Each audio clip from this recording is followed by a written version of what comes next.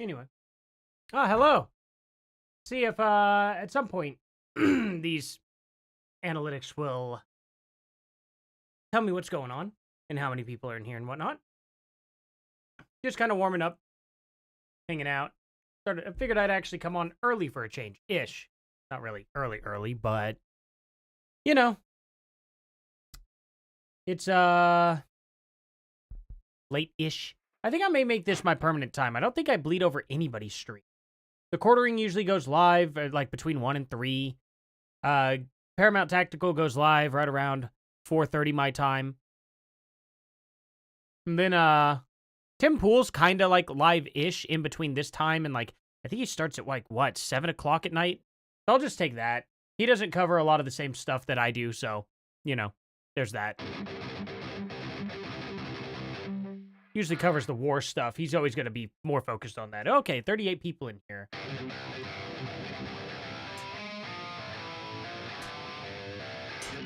think this thing's probably not fully. That's good. That's good.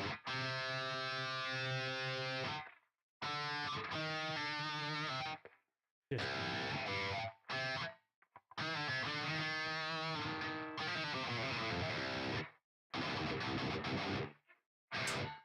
Okay, those are good. That's out.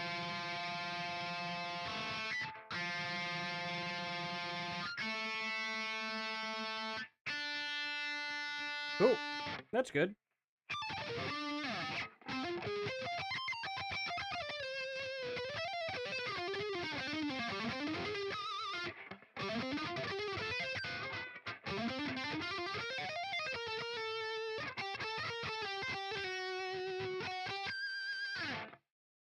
Alrighty. 2:31 p.m. here in Hawaii. Man, I bet it's nice there. How y'all doing? I'm from Canada. Invade us soon? I hope we can. I hope we at least take a part of Canada. We'll push all the liberals to old Canada. We'll call your part New Canada. So there's that. Oh man, so how y'all doing today? 51 people in here. Once we just get a little bit more, I think we're gonna start this. Let me put Candace's face in the background. Good enough, right?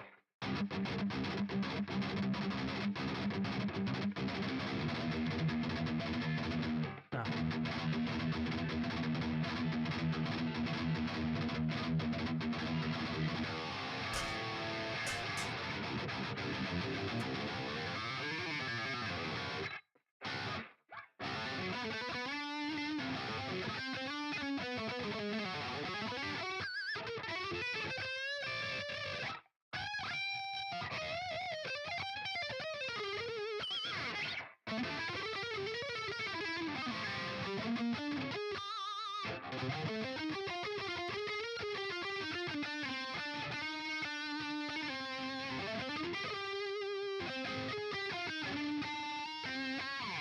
Death metal version of calling out Candace, hardcore. Exactly. Not quite. Latest, it's only 6:30. Well, I ended up having to reschedule the stream. I didn't have to. I just don't want to compete with anybody streaming. And like I said, Tim Pool, he streams about now, but he doesn't cover the same subject. We're going over Candace. He's going to be going over Iran. It just, at least I'm pretty sure. What is his subject? Ooh, I don't want to miss that video. Click out of. Let's see, what does Tim do when he's live? Tim Cast. I know last night he had a weird stream. When is he going? Okay. Yeah, he covered it all last time, just the war. I don't think he's covered Candace in a bit, has he? Has Tim had a take on Candace in the past, like, I don't know, 3 weeks? Kind of looking through here. I don't see a thing really about it. Not in his thumbnails or anything anyway. Who knows? Who knows? I guess. Weird. All right, 72 people in here. We can pretty much start now, I think, right?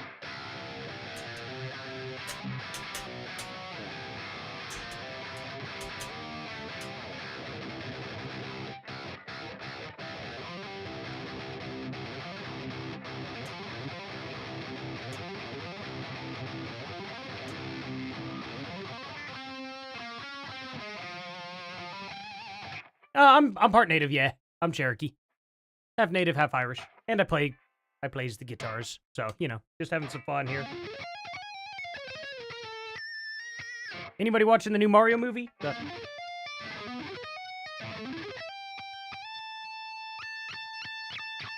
You know, just having fun. All right, let's get started, right? Enough horsing around. I think we got enough people in here. Crazy, y'all jumped in here quick. Ooh. Alrighty. Oh, by the way, this is just one of my fun ones. It's a transparent white top. I don't know if y'all could see it, but it's like the darker parts are all the wood grain. I think you can I think you can kind of see it at some angle. I love this thing. Little got this thing for $600. Nice KM6.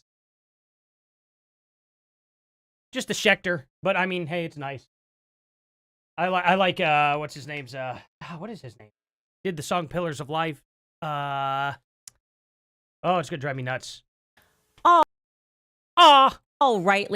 Alrighty. Anyway, we'll get started with this, right, guys? No one wants to see me do all that. But I just love it. I love showing that little thing off. It's a guitar that I wanted for a long time. When I was a kid, I really wanted that KM6 or KM7. Keith Merrow, that's his name. Keith Merrow does that freaking amazing Pillars of Life song. I need to show you. Or Pillars of Life. You all need to look that song up. It's so good. It's just an instrumental. Half casino Indian, half drunk that have no potatoes. I had potatoes. I have potatoes for sure. Hey, guys. Got here from Paramount Tactical. Perfect. Did he end his stream already? I don't know what time he ended at.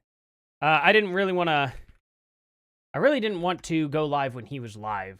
I had it confused. Like, not really confused, per se. It was just, essentially, he goes live at 5:30 in Eastern time. And I was thinking I'll go live 4:30 because I only stream for like an hour to an hour and a half most of the time. So I was like, okay, that'll be good. And then it was like, oh, wait, no. 5:30 his time is 4:30 my time.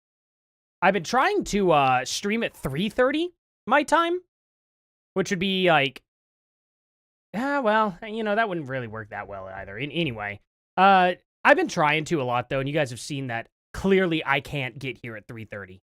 It's just never happened, no matter how many times I've scheduled. It is so hot in this room. Oh, my gosh. I'm turning this air conditioner on now. But it is, let's see here. Ooh, turn that down. I am burning up in this room. Good Lord. The humidity's coming. You might hear some storms rock this place. It's Oklahoma. So, you know, it is what it is. So, yeah, there's that. Candace fatigue. Yeah, everybody's, it's better to just watch Candace, through somebody else. Watching her alone sucks. I'm glad I have you guys to watch Candace with, because I probably, if it wasn't for you guys, I probably wouldn't even be into any of this at all. I literally would not be able to listen to Candace by myself. I've been finding it hard to, but, oh yeah, we're live. This is really live. I promise. I am your father and your mother. Wow. Doing some hard work there. I don't want to know the process. Oh, man. Anyway, thank you all for being here, for real. Oh, thank you guys so much. Thank you guys. Let's see. Love Oklahoma? Yeah, absolutely. I love Oklahoma too. Yeah, the severe weather's starting, so yeah. Can't watch her alone either. Good. Yeah. You know what? We'll all watch it together. We'll all suffer together. Don't worry. But yeah, seriously. Guys, if somehow you're not subscribed to Paramount Tactical, though, for real, go over there and subscribe to the guy. Like, he's so good. I admire his stream a lot. It looks so good. He does such he has a nice flow to it. I need to really invest more into that. Anytime I get any kind of plaything, it's an instrument most of the time. I kind of have I should really, maybe I should set up a desk in front of that behind me, because I don't know if y'all have seen my set. I was using my set for my music channel and my what's it called? Horror channel. Is this this side here? Okay, that's the side I need to open up then, so I could show y'all on this side. I kind of got that going. I got a set. I just don't have a desk close enough, and I use this garbage little camera. So my camera is literally the 4K version of this. just a webcam. It literally looks almost exactly like this, except it's a little more round. So it's the Logitech Brio. Not a bad camera, per se. It's just I would like to get a nice professional camera at some point, you know. Ooh, we'll close that up right there. Awesome. Alrighty. So you guys ready to get this started? You guys, you guys ready to get do all this stuff? I'm hoping that I can maybe find a couple nugs here that everyone else has missed. And, you know, we'll have a really, really good time. For sure. And then I'll have a video out over this tomorrow. Because I know there's going to be some things that I even missed during the live stream. So it just happens that way. Sometimes you need a couple looks into this. And, there is going to be at a point in time where I have to watch this. Realistically, I do have to watch this again by myself. You guys definitely give me the motivation to keep going, though. So, watch the Horror Geek. I should look into it. I don't know who the Horror Geek is. Do you watch the horror? Oh, wait. Oh, are you saying I'm a horror geek? Yeah, I kind of am. Yeah. Not like, I'm not super duper, like, how would I put it? I'm not as much of a horror freak as I am like a folk metal freak. Because when it comes down to like music, I know that way in and out way better than I do like horror films and stuff. I'm more of like a connoisseur of B horror films and just horror films in general. Like, I don't know them all. I don't know all the cameos and all of the inside information, you know, that like an actual like I'm more of a hobbyist, I guess you could say, in horror film. That's all. So there's definitely that. I've been taking pictures of Candace Owens when the video pauses for memes. Hey, yeah, right on. Absolutely. That's the way to do it. Let's see. What's over under the candy being... Oh, yeah. Yeah, she is, right? RPG Geek. Also, yes, I am super duper into Final Fantasy, much like you are, sir. I absolutely love your Black Mage picture. You know? I'm a big fan. My favorite Final Fantasy of all time is Final Fantasy IX. So when I see the Black Mage like that, I think of Vivi. 100%. So yeah, there's that. Oh, the Horror Geek. So you were talking about the Horror Geek. Okay, has a channel, and every Wednesday he has a show. Oh, okay. I'll have to check that out. You know, I was a big fan of Rob Dyke. I'm actually a really decent friend, I would say. I need to check in on him here soon. But Justin Bonnets, he used to appear on Rob Dyke all the time. I'm actually friends with Justin Bonnets. He's a super cool guy. His band, Tala, is amazing. If there's any Dream Theater fans in the audience, check out Tala. They don't sound similar. Tala is more of like a nu metal, but it's like if Korn was a lot better than what they are, which I love Korn. I literally have Sir Headley's signature guitar behind the stream. The guitar that you saw hanging up back there. I have a John Petrucci guitar and a Sir Headley guitar, guitarist to Korn. And, you know, so I do like Korn. I'm just saying, like, Tala is, in my opinion, better. But the drummer of Tala is actually the son of Mike Portnoy, the drummer of Dream Theater. So, very cool band. Their song Red Light is my favorite song for sure. But I do like Shaken Not Stirred. Very awesome song. Like, they have so many songs. It is... I really recommend it. Miss Riz, yeah, you don't usually talk in here, but tried the last 2 days. I appreciate it. You know, it keeps chat alive. When people chat, it really makes the stream go up. Same with liking. So I genuinely appreciate it. But I think we are good to get started here, right, guys? Let's get the show on the road here, and we'll talk afterwards a lot more. I'll stop and I'll answer some comments here for sure. But, you know, we'll just, let's get right on in on this because I think this is going to be good. Play FF6 on his gaming channel. Okay, I'll pull that up later. I'll have that up to the side there. Got it in a different tab now. Have any other presidents been found guilty of felonies in a criminal trial? 2024 found liable by an abuse by jury in civil trial. 2023 is President Trump the only one. I have no idea. But the fact of the matter is when you look at the evidence that was presented against him and the fact that they tried him with felonies when he didn't commit any felonies in any of the charges is really silly. So I automatically don't side with that whatsoever. Whenever the courts have to lie about his charges and whenever they have to sit there and say that Mar-a-Lago isn't worth the amount of money that it was, is the dumbest thing I've ever seen because all you have to do is comp Mar-a-Lago to the square footage of all the other houses and homes that are around it. And when you do that, you see that Mar-a-Lago was actually worth more money than what Trump took out on Mar-a-Lago. Second of all, if a bank was not defrauded, why in the world did he get charged? That just doesn't make sense. The bank stood up for Trump. So it's just really, really dumb. Let's jump right on into this now. Ladies and gentlemen, the players are now in place. You know who the cast of characters are. It is definitely time for us to begin pulling it all together for you on a neat timeline. Great. Erica's missing years. Where is she? Is she in Eastern Europe? Why was she ever in Eastern Europe? Also, is it possible that Lori, her mom, was in Afghanistan?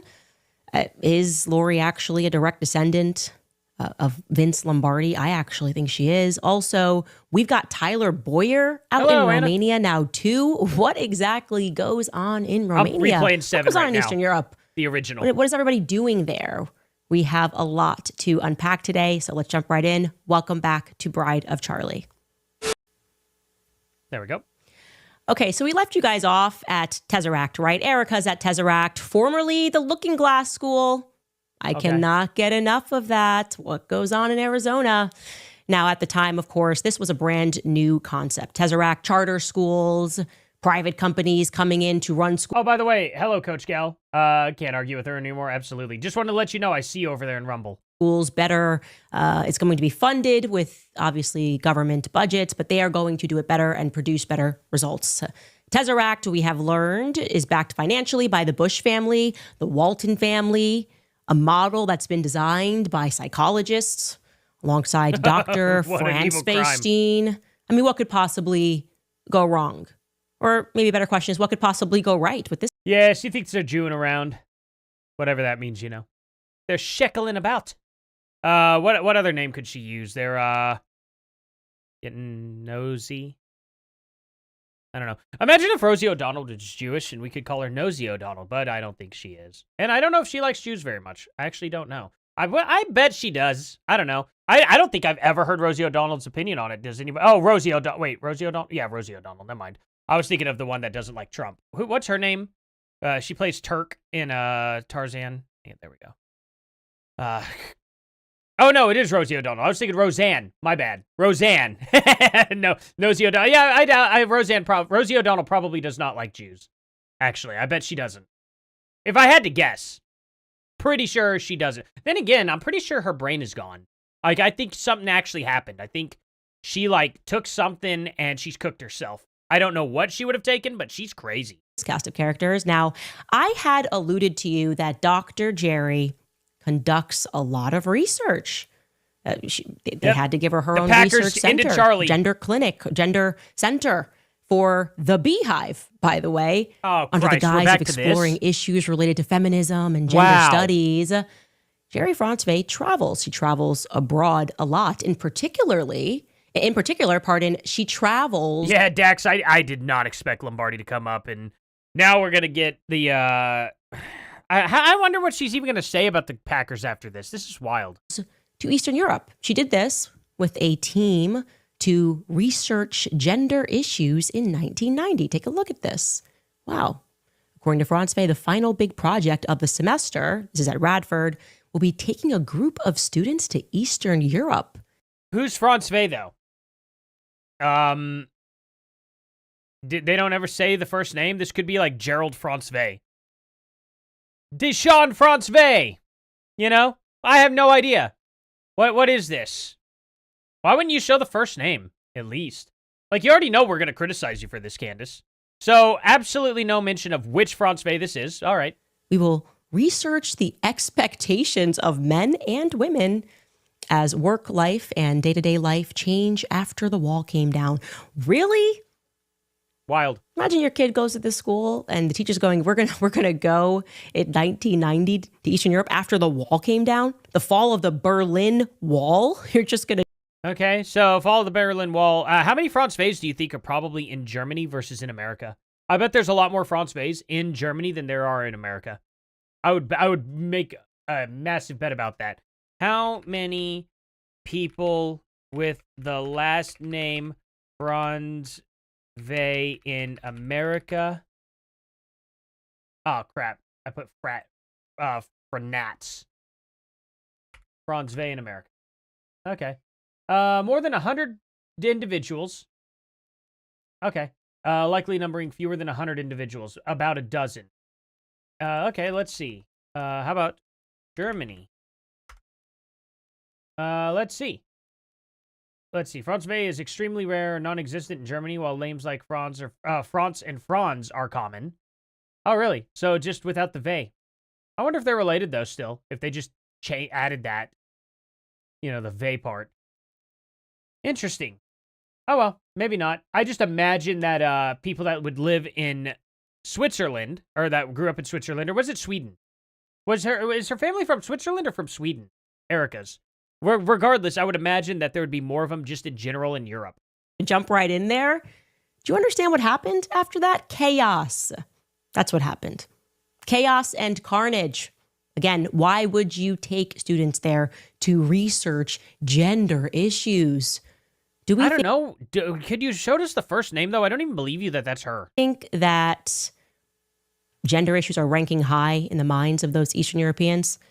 Now, for clarity, as soon as the Berlin Wall fell... What?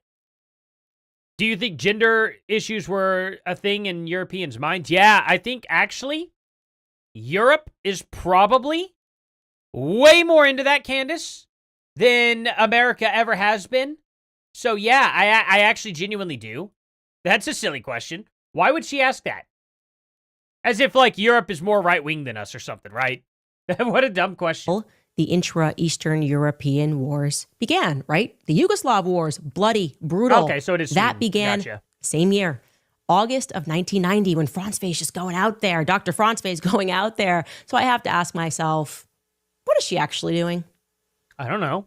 Let me enter this into the conversation. Are you guys aware of how many children go missing during times of war? During all that chaos, how many kids are trafficked during the fog of war? Or actually just blown to bits to where people can't find them. Yeah, that happens too. Probably a lot of kids go missing during war. Yeah, that's gonna happen, Candace. That's a lot more likely. Why is this even a point? I'm really curious. Now, I know this because one of my best friends in college fought a war and found a bunch of missing kids while climbing a tree and saving cats. Was Romanian. She grew up with real gypsies grabbing children off the street. Guess. She would tell me a story about how she was almost trafficked when she was a child. And it makes you wonder, where exactly, when they are taking these children, where exactly are they taking these? Wait, for real? She's misinterpreting what the article is about? What's the actual article? Can we go back to it? Hold on. Let's see, we're at 3 minutes, 54 seconds. So let's see. According to Franz Vey, the final big project of the semester will be taking a group of students to Eastern Europe. We will research the expectations of men and women as work life and day-to-day life change after the wall came down, said Franz Vey. Franz Vey and Lips believe the support so far for the center is a good indication of things to come. They hope support will continue and the center will grow into incorporate further research and more students. Wait, I didn't even realize this. They didn't mention gender at all. They never said anything about gender. They never said anything weird. They just said, hey, we're going to see the expectations of men and women as work life and day-to-day after the wall fell. She's literally just studying, the Berlin, how would I even put it? Berlin, prisoners, I guess? How would you put them? How would you classify the people on the other side of the Berlin Wall, on the Russian side? People who gain their freedom? I guess they're there to just study that. There was nothing about gender studies or anything like that mentioned in this article. And it's not even Jerry or...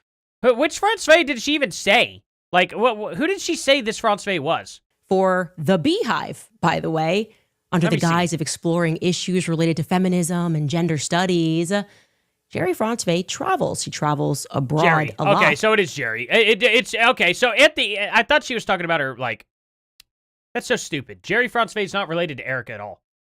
She's not even related. She is Erica's dad's first ex-wife. Her mother is her dad's second ex-wife. She never had anything to do with Jerry. There's no connection to Jerry Franz Vey and Erica Kirk, except for the fact that she used to be married to her dad before she was born. So, why are we worried about Jerry Franz Vey at all? And why didn't you show us not only her first name in that article, but also the fact that the article never mentioned anything of what you showed us about gender. So already we're on a really stupid, like, why? This is stupid.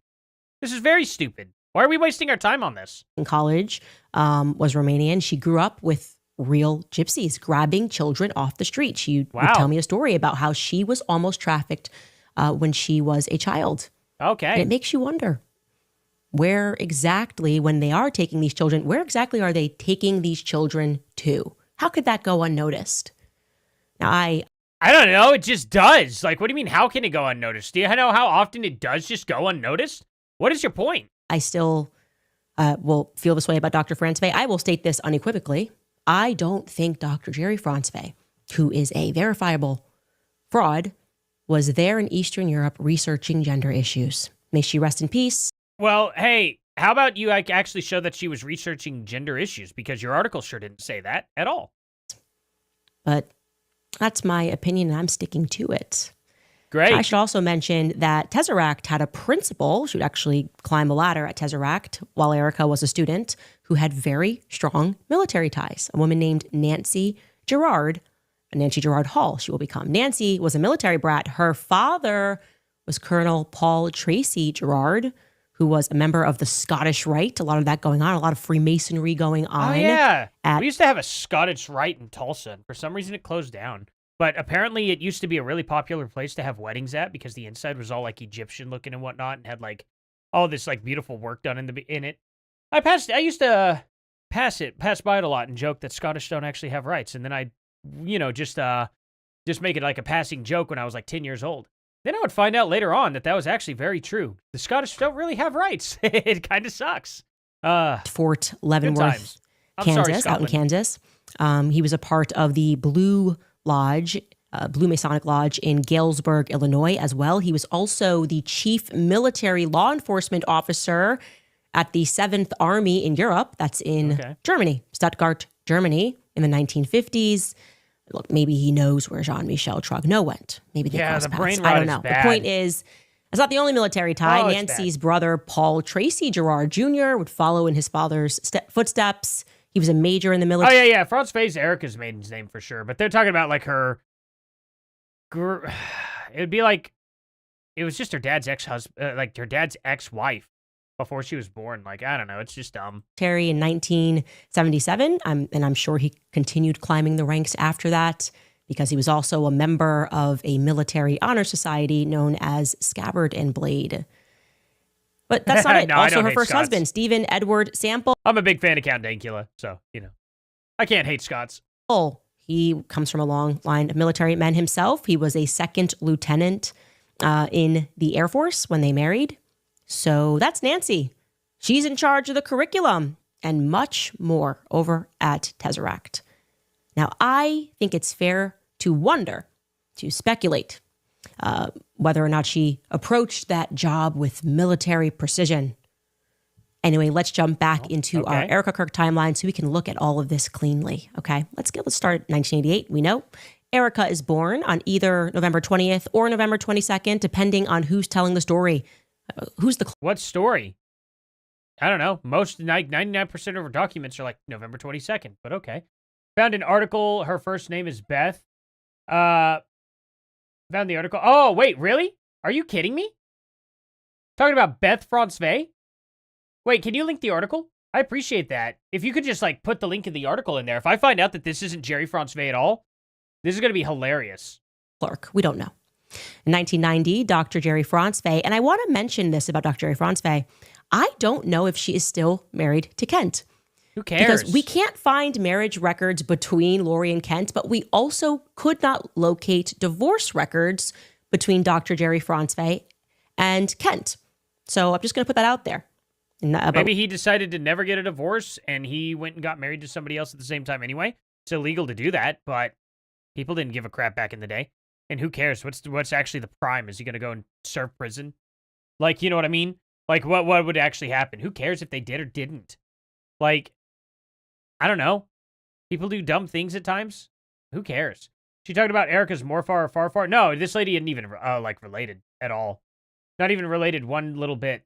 Is that the one about Sandy Hook? I don't know. don't know if that's the Sandy Hook girl or not.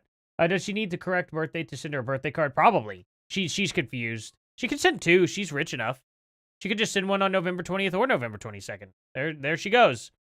Now she doesn't have any issues to worry about. What we do know is 1990, she's going to start conducting research in Eastern Europe. 1991, we've already shown you this. Erica will attend a private daycare. That's at the Walnut Corner in Cincinnati, Ohio, which is in a corporate business building that's owned by Child Care Visions. We have that photo for you, which... Thank you for showing us Erica Kerr. Why are you doing this? Like, actually, why are you doing this? This is, like, akin to doxing. None of these were public. You know what I mean? None of these pictures were public. They were sent by other viewers. And she's, like, just pushing it all on the web. Why are you doing that? It's really freaking creepy. Anna Ashley, y'all make sure to shake your heads like an Etch-a-Sketch after watching Candies to shake off the dumb. Yeah, carry on. I appreciate it. Thank you so much. You guys are awesome. You guys are really awesome. Oh, man. Yes, Miss Riz and the liberal head tilt. Wait, what was that? What was it that... Does anyone else find those annoying part of Candace is her voice, the way she speaks? Yeah, Candace is very, very cocky. You know, it's just very ignorant. You know what I mean? Skeletor has a criminal family. Yeah. Candox wants attention so much because she's in love with Erica. Yeah, absolutely. I think that's the case. I think she may, she got something's going on with her and Erica. Like, I don't know. It's odd. Was taken Halloween 1991. Erica is on the brink of her 3rd birthday. In 1994, Erica is attending St. Ursula Villa for kindergarten. That's, again, 94 to 95. In 1995, Erica is attending the Tesseract School down in Paradise Valley. That's going to be from her 1995 to 1996 school. How does it that Candace always gets down to doxing? Every time. She started off her entire career on the internet with doxing. Then she's like doxing Steven Crowder and his entire divorce and all that stuff. And then she comes on here and she's doxing, like literally doxing Erica in her entire childhood. Like, it's wild, isn't it? Isn't it absolutely nuts that she's doing that? School year. And her parents, Kent and Lori, allegedly get married that year in Marblehead, Massachusetts, although we cannot find a single shred of documentation. I don't care. That verifies that. Does it mean it doesn't exist? It just means that we haven't come across it, and neither have any of our sleuths. And our sleuths are usually pretty good at that. 96, she is still at the Tesseract School. 98, she is also at the Tesseract School. That's the 98 to 99 school year. Yeah, Colin, Erica I think it is in the 3rd grade. And this is when Lori and Kent will file for divorce. 3rd grade, that was actually probably one of my favorite years in school, to be honest. Good time. Yeah, so much fun. In Cincinnati. Good teacher. We'll note that Kent is living already in Arizona, and Lori is listed as living in Cincinnati, at least if their divorce docs are to be believed. Now, we should discuss 1999, okay? Because I was sort of under the impression, I had indicated to you guys that Erica might have been enrolled at St. Ursula Villa back up in Ohio from 1999 to 2002. But we stand corrected on that.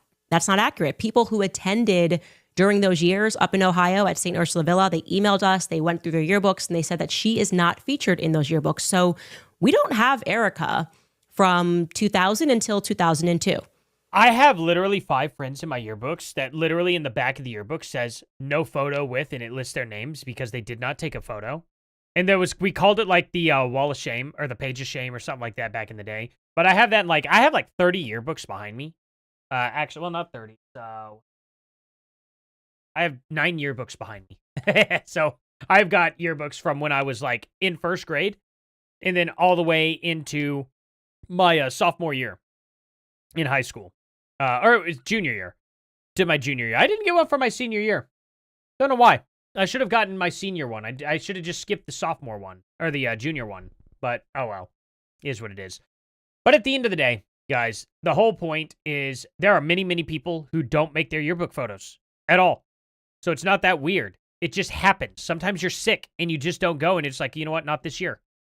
It literally happens. Now, It's possible that she went to a different nearby school in Scottsdale. So I'm going to put it out again, a little APB here. If you went to school with Erica Franzfey anywhere in the United States from the years 2000 to 2002, please send it over to Candace Owens so she could just post it online for no freaking reason whatsoever. Guys, think before you give Candace any documents. Please, think about it.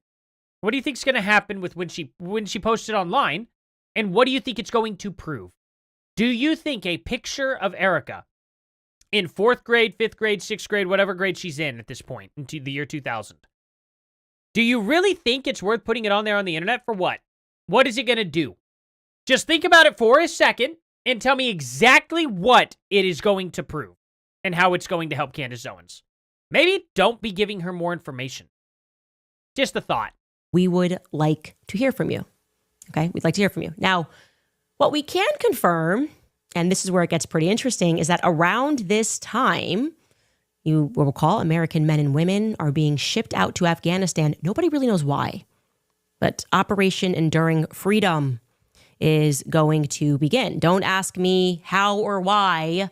If Saudis allegedly drove planes into the World Trade Center, why are we immediately a couple of weeks later on October 7th, 2001, sending people to Afghanistan? Well, it was Erica Kirk the whole time that did 9/11. That's why. It's very confusing. None of it makes any sense. Don't try to understand corruption. It's very dizzying. But that's what happens. Operation Enduring Freedom begins. And we should note that Erica's mother, her company, E3 Tech, is going to be used for this operation. That's according to its current website. Okay. Okay. So what does this have to do with anything? Not just that, but okay. Does this lead to anything whatsoever? I don't care. What does this have to do with anything? I really want to know where she's going. E3 Tech has a website, and on its website, it tells us that they participated in Operation Enduring Freedom. Not only that, because don't forget, Lori at some point falls and bumps her head, and she's Steve Jobs. She's Nikola Tesla. I don't know. She's just a tech genius. She is even going to eventually win an award. Okay. You're mocking it, but I want you to tell me what she's really doing then.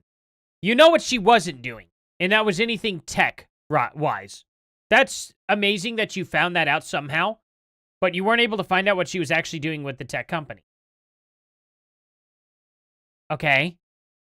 So what am I supposed to do with that information, Candace? Well, one thing she wasn't doing is what that company was designed to do, but I don't know what it was yet. All right, Candace, what am I going to do with that information? For her contributions to Operation Enduring Freedom. Did Erica go overseas with her mother during those years? Maybe in 2001? I don't even know if Lori went overseas during those years. I'm just telling you that according to their own website, E3 Tech. I got a great chat. They received an award for whatever they were doing for that operation. We'll leave that open-ended because we truly do not know. Okay, so let's get back into our timeline. Let's take a look at 1999. Again, we don't know where Erica is for that school year, but all right, that's going to be the year that Lori files a lot of different companies, corporations. December 1st, 1999, with the help of Rick and Donna Erpenbeck, she forms Virtual Registration International Incorporated, again indicating that she's going to be doing some work overseas. She also forms Intel. I mean, maybe she's just literally making a company to connect people to the United States. That could be possible too. In 1999, that would have been an actual very, very, very lucrative business, because if it saves anybody from having to not do long distance calling, that was the time. Connecting anything internet from overseas to people in the 90s was a crazy, crazy concept.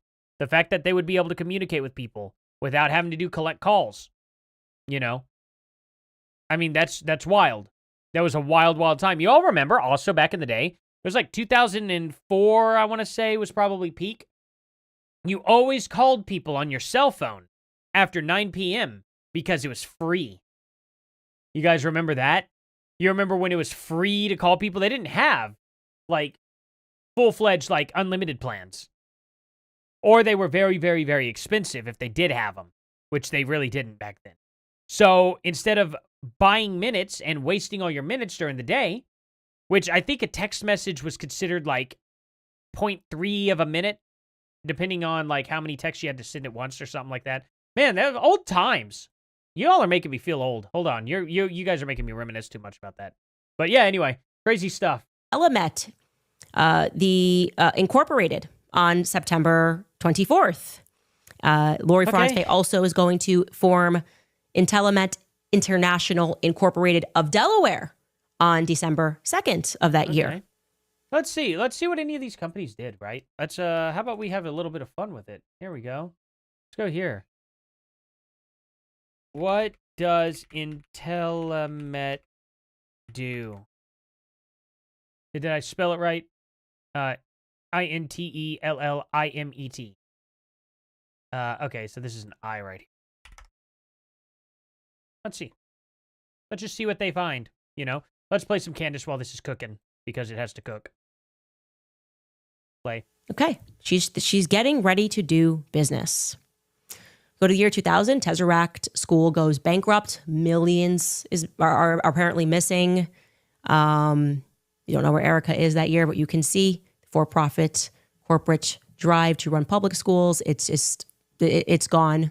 It just has a full-blown meltdown, and that ends that. In 2001, as I mentioned to you, we got 9/11. We have Operation Enduring Freedom, and Lori's. The school was so good and so successful, it closed its doors. Yet she thinks it's a military time travel, facility. And if that was the case, you think that they would go back in time and prevent their school from, failing. But oh well. What do I know? E3 tech company is going to be used for that operation. 2002, we have no idea which school Erica went to. We'd like to find out. In 2003, Lori Franzwey forms another Intelemet company. This one is Intelemet of Arizona, LLC. Okay. She forms that on January 9th. 2005, awesome. We've gone over this. Now we can document Erica. She is at Notre Dame. She is playing basketball. She also is in the pageant world. She wins first runner-up of the National America Miss Arizona pageant. But the most crucial part of 2005 is what Lori Franzwey is doing. Because people have pointed this out, but there is a relic that shows you that she received money from the government. iMet Laboratories. She's listed in the House bill budget. She's receiving money from the Department of Homeland Securities. iMet Laboratories, perhaps we could not find formation docs for that, but I wonder if iMet Laboratories is like a forensic lab or something. I'll also put this into Grok. The other thing's still cooking. It's crazy. What does iMet do? Look at that. Have that one cook up. Okay, here we go. This one got done cooking, so we'll go ahead and we'll show this. Intelemet LLC is a high-tech company based in Missoula, Montana, founded in around 2009. The one owned by Lori Franzwey. Let's just go, okay, we'll do that. We'll do fast on it, too. Let's do fast. What's this one? Is this one still going? It's still going, too. All right. Here we go. Intelemet, often stylized as Intelemet or Intelemet International Inc., was a company based in Arizona, Scottsdale area that Lori Franzwey co-founded and was closely involved with as a key figure alongside with co-inventor Lawrence R. Guinta. It specialized in developing computer-aided tools and methodologies for assessing and improving organizational processes, systems, businesses, enterprise security, and cybersecurity. Specifically, they created software and apparatus like Virtual Assessor, formerly known as Maxis or Maxis, to evaluate the organizational or business process. This involves structured assessments and identifying problem areas, prompting users to inputs on vulnerabilities/risks, suggesting corrective actions, and providing recommendations for improvements. It included logic analysis for critically vulnerability and risk in business enterprises and cyber security contexts. Okay, so it's a cybersecurity company. Why was that so hard for Candace to find? I don't understand that. Very easy. How about IMET Laboratories? Refers to laboratories or facilities operated by the Institution of Marine and Environmental Technology. IMET. A research based in Baltimore. Okay. To the one owned by Lori Francve. Let's just do fast as well. I like it to gather a lot more info, but, bare minimum info gathering is fine because Candace can't even do that. All right, let's see. It opened as doing business as DBA for AZ Tech International. So, okay, that's another one of her companies. So we know it's Lori Francve. The company specialized in risk assessment, vulnerability analysis, critical logic methodologies, and related business on enterprise security and cybersecurity. It sounds like it just went through either renamings or she did multiple different locations. Oh, wait a minute. Wait a minute. Is this just like a company that like pops up near businesses and then takes care of their IT? Is this just an IT company? Is this just an IT company that gets contracted out by other businesses? Is that what it is? Is that what this is?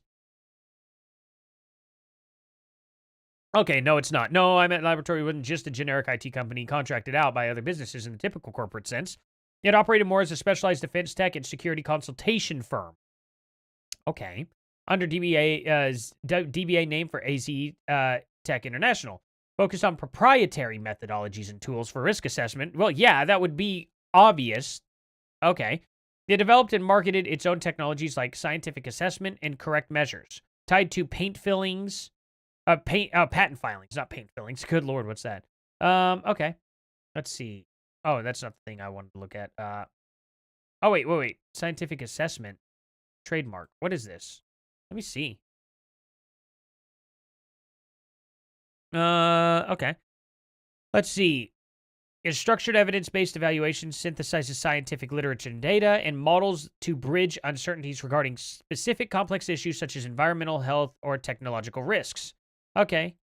Purpose: to inform decision-making by translating complex data into actionable insights, particularly for high-stakes challenges. There's a lot of information as to what this company does, but it is a bunch of computer nonsense. You know what I mean? Not really nonsense, I guess you could say, but it's mumbo-jumbo to me for the most part. I'm not, like, that kind of computer guy. So, at the end of the day, when Candace is saying that she doesn't understand what it is they're doing, I think what it means is she literally has no idea what any of these words mean. Now, I'm not going to sit here and pretend like I know what all this is either, but I can at least understand that they are doing something in the private sector for cybersecurity.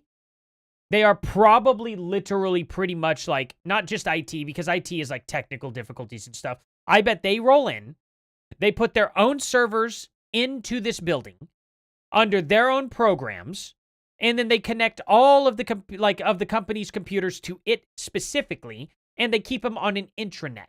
Not the internet, but an intranet. An in-service, how would I put it?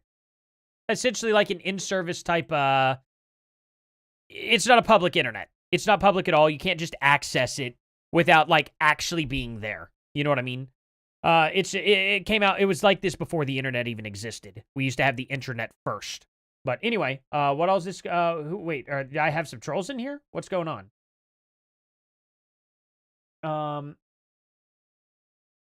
I don't see, I don't know, I'm not seeing them. Are they in here?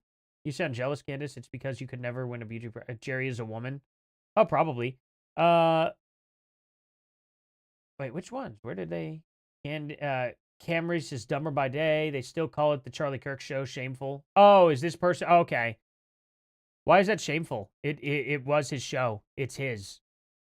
Why would they, like, change it at all? Is there any point? How would that be shameful, too? I don't understand that. Okay, anyway, all these are, like, different. They're pretty much kind of the same idea. Different names, but they kind of do the same thing. Whatever. I don't really care that much to look into it. Who cares?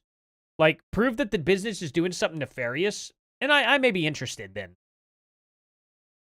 Oh, maybe we can assume that that's related to Intellimet, because she's starting all at Intellimet, Arizona, Intellimet. It could be, that could be shortened from Intellimet Laboratories. Okay, what is she doing for them? She's doing cybersecurity. It's pretty obvious. I could see that from a mile away. All I had to do was use Grok. 2006, we know Erica's going to win the National American Miss Teen pageant. She gets that chance to travel and to meet Senator John Kyle. She also is going to present plans for what nobody knows to Rep. J.D. Hayworth. And she gets involved in charity, Andrea's Closet, which is going to work with the hospital in Winslow. We showed you this article. This truly is the best version we could find. Is this Erica? Does this say Erica Francevay? I can't read that.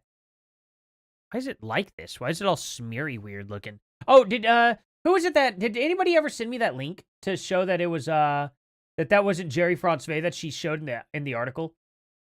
Did that ever pop up? Just making sure I'm scrolling up to see, just to make sure here. Nope, I guess not. That's okay if not. I'll try to find that article later. No, it's very smudged. But I wanted to point out to you that somebody emailed me about this article. Erica sort of tells this story. We received an interesting email because we showed you this article, and in this article, I'm going to read for you what it actually states. This is Erica speaking. She says, quote, "Winslow has so much character. We love stopping here." And then the writer continues, she and her family have come through Winslow many times on... Where is she even seeing that at? I can't even follow along. She and her family came to Winslow and delivered... Okay, is this where she's at? Okay. On their way to basketball games around the state that she plays in. The email we received came from a very credible person. I will leave it at that. I'm going to protect this person's identity. They said... Oh, you'll protect their identity, but you have no problem putting all of Erica's personal information out there. Okay, cool. That is BS.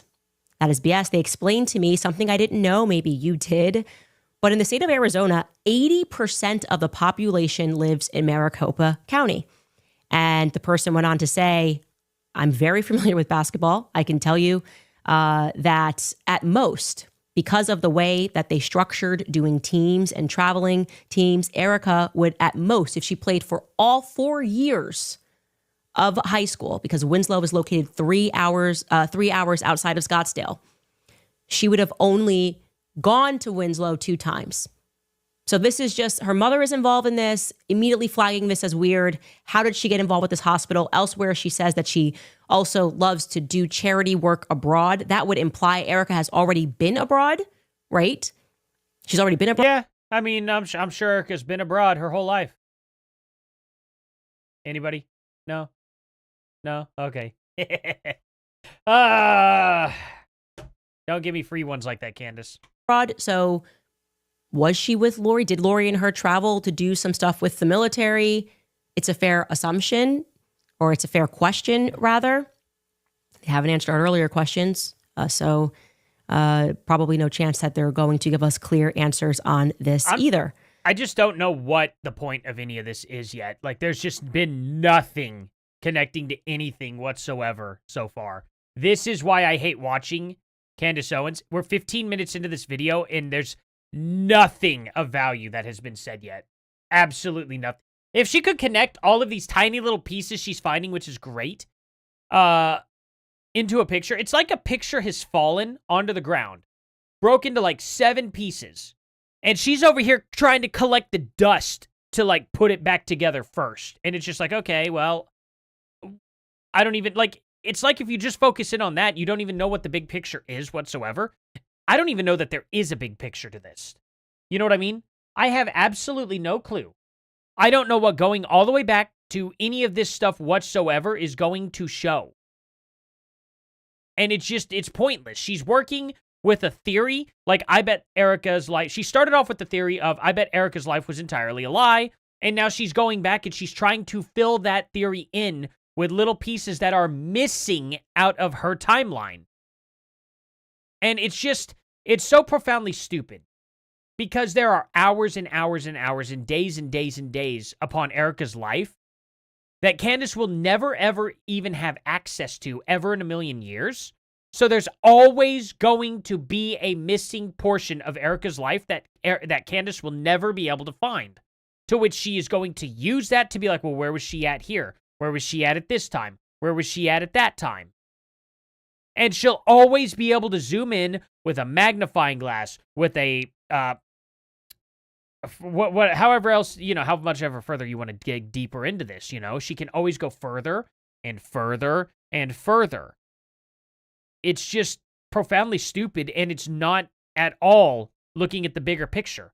She has an entire theory of all these different people that were involved in Charlie Kirk's end, and now she's focusing on literally where Erica Kirk was for 8 months of her life as a child, or as like a, I guess, child, teenager, whichever bit, you know what I mean? So, I don't know, it's odd. We can jump back into our timeline to relevant portions. In 2007, we know she graduates from Notre Dame Prep. She is Miss America Teen. She begins playing basketball. Wait, what am I? Hey, Cross, real quick, what am I clueless on? I'm genuinely curious.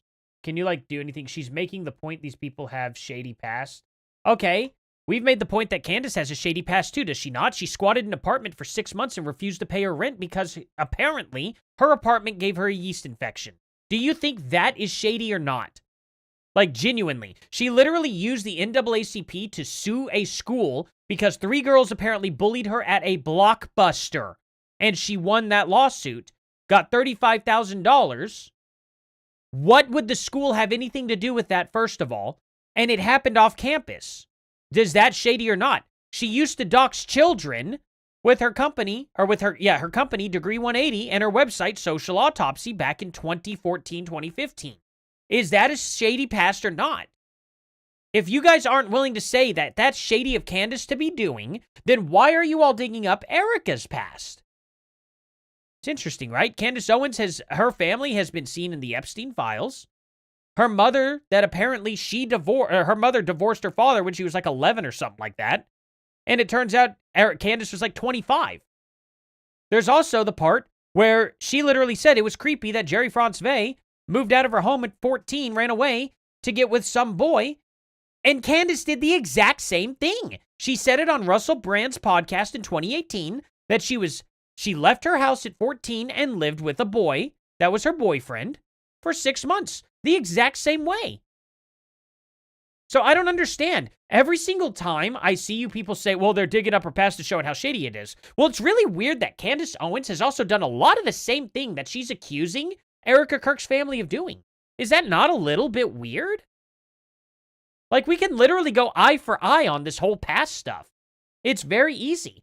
It looks a lot worse on Candace because she's the one who started off as a leftist. She's the one who started off against free speech and was trying to dox children. It's a little creepy. And then I see her doxing Erica and Erica's childhood right here on screen. It's the exact same crap she was doing back before she became Red Pill Black. I've been speaking out against Candace Owens since before you probably had YouTube downloaded onto your phone. I would make that bet. I have been speaking out. You can go all the way back on my channel and see the history of me busting Candace Owens being a snake in the grass, stepping on everybody's neck to get famous. I've been doing this for a very, very long time. I spoke out against her when she was with the Daily Wire and was defending that Daily Wire contract that Steven Crowder blew the whistle on. And I caught Candace Owens lying in the same sentence about how Steven Crowder refused to negotiate, but then he did negotiate. Literally, she said that in the same breath. And nobody really caught that back in the day, which I found to be hilarious. And I've showed it a lot on this channel. So don't tell me that they're just digging into Erica's past to show how shady they are. Candace Owens has a much shadier past than all of them. With proof. Hard proof. Video evidence, actually. Not just little weird articles that don't even show Jerry's first name. Kind of weird. Anyway, Frime, I'm sorry, I can't say your name really. I'm going to call you Frime. Is that right? Anyway, I couldn't find the link. I tried to explain in regular chat because it would cost me $100 to do it in a super chat. Wait, really? Oh, wow. That's a little ridiculous. Gemini has it in its training data. Interesting. I don't know how I'll be able to find that, but we'll have to see. Let me scroll down. Sorry. Let's see. Thank you so much for that, by the way. I didn't want to miss it. I had it paused on that super chat. Let's see. Erica called the guy who walked off on Charlie a hero. No, she didn't. His father did. What are you talking about? That's false information, Cross. She did not call him a hero at all. She never spoke about that. His father, who was not even there, called him a hero. Because his father probably got a story from his son that made him sound a little more heroic, if I had to guess. His name's Mikey McCoy, and it was Robbie McCoy that said that his son was a hero. His son. Okay? It wasn't Erica Kirk that said that. It was Rob McCoy. So why are you coming in here spreading false information like that? I don't understand. Does that help your cause? To make stuff up? It's a really weird one. Candy Yeast Infection Owen. Yeah, Little Yeasty's what I call her. That's going to be her rap name. At Regis University, Lori's AZ Tech International Incorporated is going to be canceled for lack of a tax filing, but don't worry, she's going to bring it back soon. We can essentially now jump back into the timeline into 2008, because that's where we really left off. Erica's missing. She's locked away like Cinderella. She's reading her Bible. She's only seeing her pastor while at Regis University for that 2007. Yeah, Coach Gal, I see you too. Abroad. Exactly. 2008 school year. I should mention Erica was majoring in business administration. Okay, that was her major, and that relic of her is still. Oh yeah. Candace said 5 out of 9 of her uncles went to prison. She said prison was normal for her family. Same interview with Russell Brand. Yeah, I did catch that too. Candace's family's been in and out of prison a lot. A lot of her family members. I don't understand why she thinks her family is more pure than Erica's family. It's just weird. On the Regis player bio, it tells us what she was doing, majoring in business administration. Now, we can assume while she's locked away the following year, and this is a kind assumption, that she continued her studies online. Probably. But in the future, she's going to edit and say that she majored in political science from the beginning. That's not true. What we do know. What are you talking about? That's what? She's not in college at this point in time. She's a sophomore. Wait, Notre Dame Prep High School. Yeah, what are you talking about? Are there high schools out there like Notre Dame Prep? Do you think? Oh yeah, Notre Dame Prep. Yeah. So it's not a college. Why would she major in anything in high school? I didn't major in anything in high school. What are they talking about? And this is a kind assumption that she continued her studies online. But in the future, she's going to edit and say that she majored in political science from the beginning. That's not true. What we do know for certain is that it's going to take Erica 5 years to graduate college. And for some reason, there's a lot of assumption going on, huh? We can assume. That's like Candace's. She should put that on a mug. We can assume. Can I put that on a mug? Can I put a weird Candace face on a mug and, just do the whole we can assume? That'd be great. In this year of 2008, Lori's going to receive a lot of money from the Army National Guard. IMET Laboratories, again, associated with Lori Franzfey, the Army National Guard, is going to have to disclose that they gave $2.4 million to IMET Laboratories. Well, let's see. Let's just find out why. Why did the National Guard give Lori Franzfey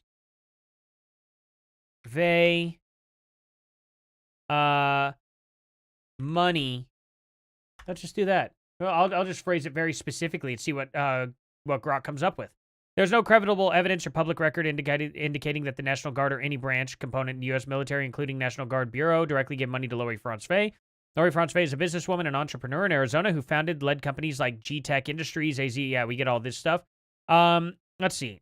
Why did they give her money for her company? See what it says about that. Which year was this? So it's on here. Let's see. Former Harry. Okay, IMET Laboratories Inc. Let's see. It was for IMET Laboratories. Oh, I misspelled that. There we go. Let's see what it says. Let's see. Okay.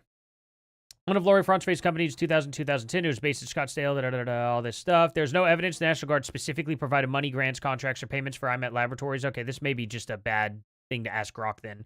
Let's see. IMET Arizona appeared in federal vendor procurement lists in a 2012 purchasing vendors list online services. Documents listed alongside with other contractors. It was held associates 2006. Okay, what is this year? What was it? 2008. Let's see. Let's go down to 2008 if there's anything. Let's see. The money likely refers to broader federal DoD, DHS contracts. Okay, so that's what I thought. This is the answer right here. They had a contract with them for cybersecurity. Okay, cool. It was probably also National Guard. Since it's National Guard, it was probably on a National Guard base. You know what I mean? More than likely. There are a lot of companies who get contracted by the military. Were any of her companies contracted through the military? So let's see. Nicole Morgan. Oh, is this the part where Candace assumes things about Erica's education while ignoring the lies Candace is told about her own education/degree? Yes, absolutely. Thank you so much, Nicole Morgan.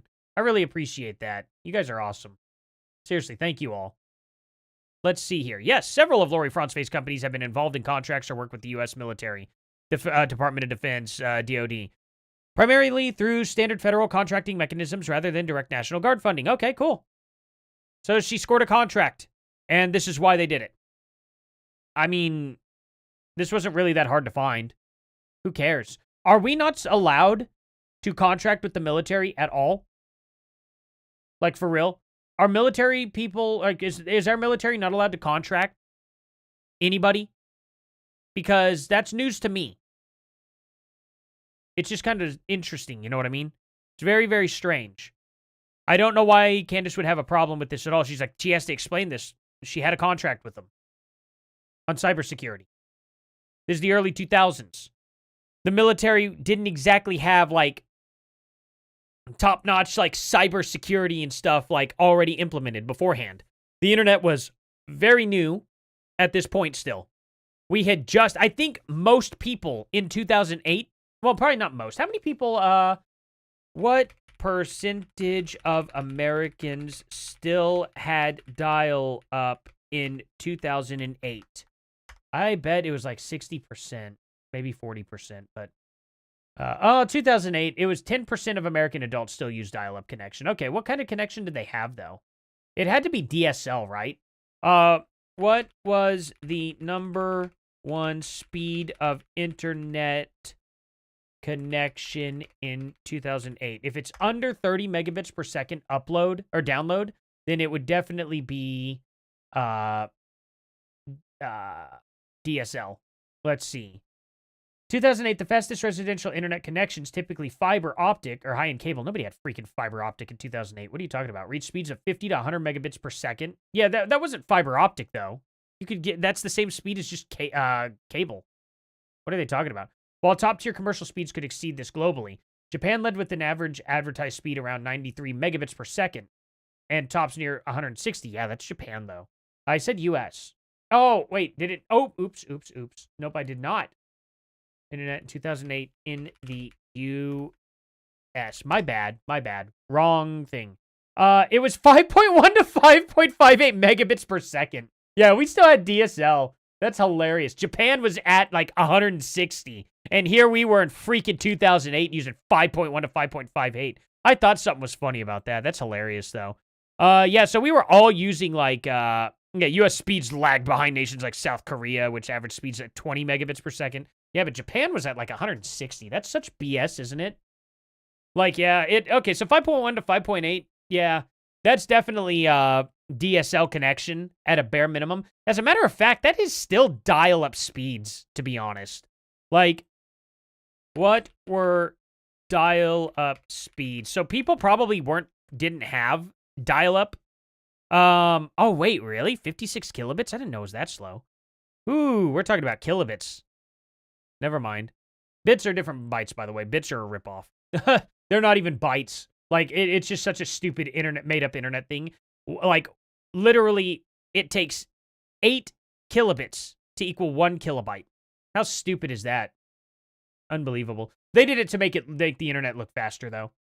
You know, because people actually thought that they were getting kilobytes per second. What a ripoff.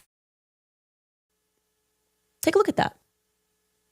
J3, J6, that's got to do with like cyber security, cyber operations. So Erica already, her mother, via her mother. It's almost like it says cyber operations right here. Who she claims raised her as a single mom. She didn't. Unless maybe her mindset, it was the single mom because Erica was over on a... The mom was single. Do you still not know the definition of a single mother? Just because the father is in Erica's life does not mean that the mother is taken. The mother is a single mother. I don't understand the disconnect. You share custody with the father, you're still a single mother. What are you talking about? Erica has not said that her father was not in her life. She's never said that. I've never heard Erica say that. Why do you think a single mother means a mother, like, that is anything other than not single? What a stupid statement, but okay. Base with her mother. But we now know that during this year, this crucial year where Erica is missing, her mother is going to wind up having received $2.4 million. I mean, this woman, from a model to a secretary to now she's getting all of this money for tech. That does not mean that she got to keep all that money. Let me give you a good perspective here. So my best friend owns a company. Okay? I'm not going to say what kind of company it is because I don't want people messing with it, but it's nothing fancy. I'll say that. I'm not trying to be rude. Sorry, Kai, if you see this. I'm not trying to be rude. I already know he's going to send me a text message going, you know, whatever. We're joking around and all. It's a pretty straightforward company. And we used to have a contract when I worked for him called Google. This is how I actually got my foot in the door at Google. Exactly how I got my foot in the door in Google. And there was at one point in time, I believe, my boss was billing $500, like it was like $50,000. It was somewhere between like either $50,000 or $500,000 like a month. But guess what? That was not money that went to anything other than mostly supplies. Supplies. A lot of supplies. It's like I said, it's like a city there. I'm not even kidding. And so we had to stock tons and tons and tons of supplies. It's not like that was money that they were giving us to line our pockets with. No, it had to be spent to service them. 90% of that money went right back to Google. 90% of it.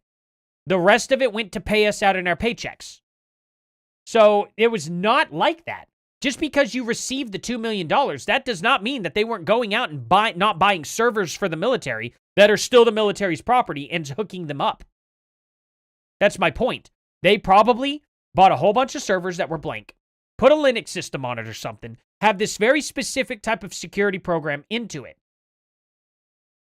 And then it all went right back to the military, and she probably got to keep a small portion of that for their paychecks with the company. We don't know what all that money went to per se. Maybe it did just go all into Lori's pocket. Maybe the military just decided to give her a nice payday. But at the end of the day, Candace, that's not how it works, and you don't have the full story here. So to sit here and say, oh, well, she just made off and got a nice $2 million. Not necessarily, no. What if all that $2 million went to buy literally $1.8 million worth of servers? $2 million in general worth of servers. Who knows? And then like $100,000 went out to pay them for 40 hours worth of work to just install them. And then maybe they have a tech or two that stays on top of it and keeps the coding right and keeps all the cybersecurity up to date. You have no idea, Candace. It's interesting. Let's jump into 2009 because it's a most crucial year. Things are going to start to get spicy. Okay, so remember, going into this, Lori's already working with the United States military. She's receiving millions. Yep. Do not forget that. She's receiving millions, but that doesn't 2009, Lori France is going to establish Everyday Heroes Like You in April. Cool. In her filing, she will claim that it is a faith-based organization that is raising funds and developing programs for vulnerable children. Okay, they publish this initially on July 2nd of 2009. Okay, Lori seems a bit busy. She's teaching them how to jack and run. That's what Candace is doing.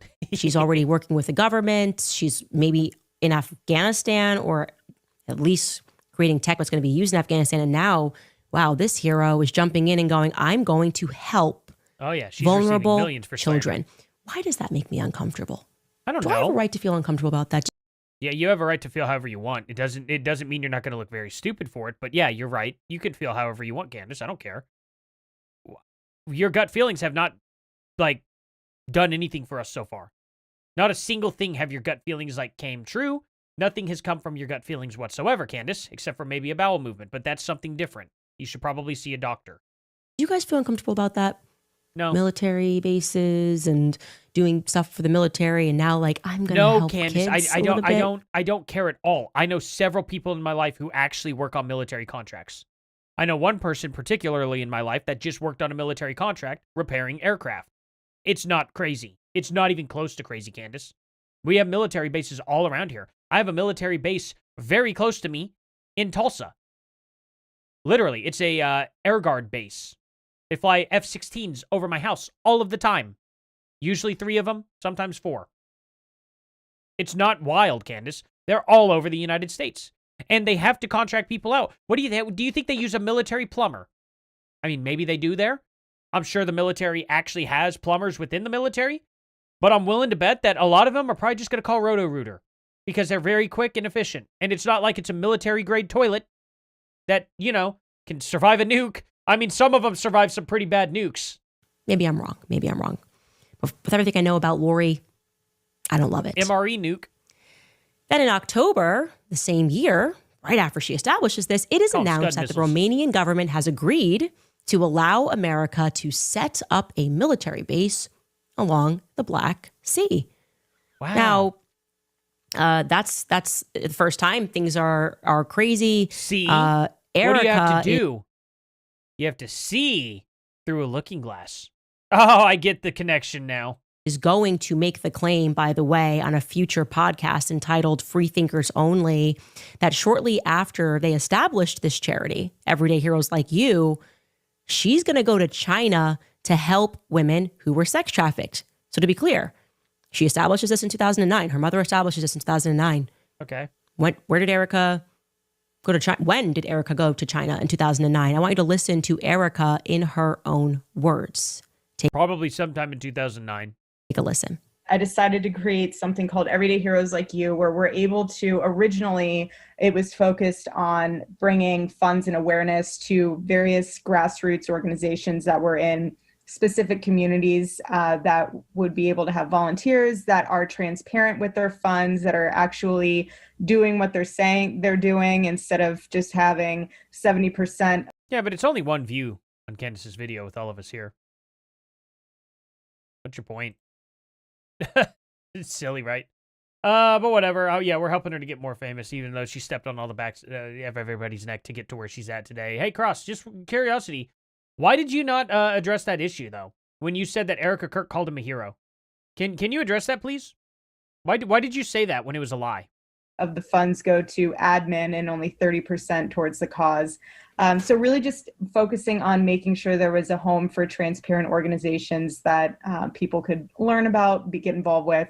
But from there, it kind of grew into something more global. I was living in China and doing a lot of work with the victims from sex trafficking, and then began to phase that into working with the Marine Corps and the Army, and then was able to work with a orphanage in Romania.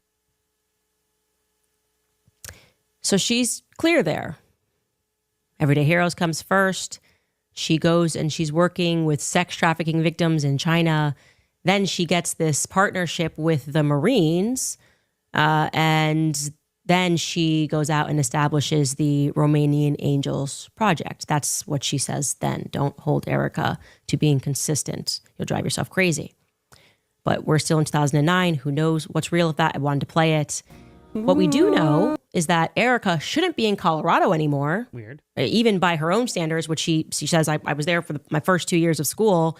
Well, in 2009, she should not be. Wait, what's Radical Left about asking for, hey, Cross, real quick, what is Radical Left about asking for proof? And also asking you to back your claim? I'm just curious. I really want to know.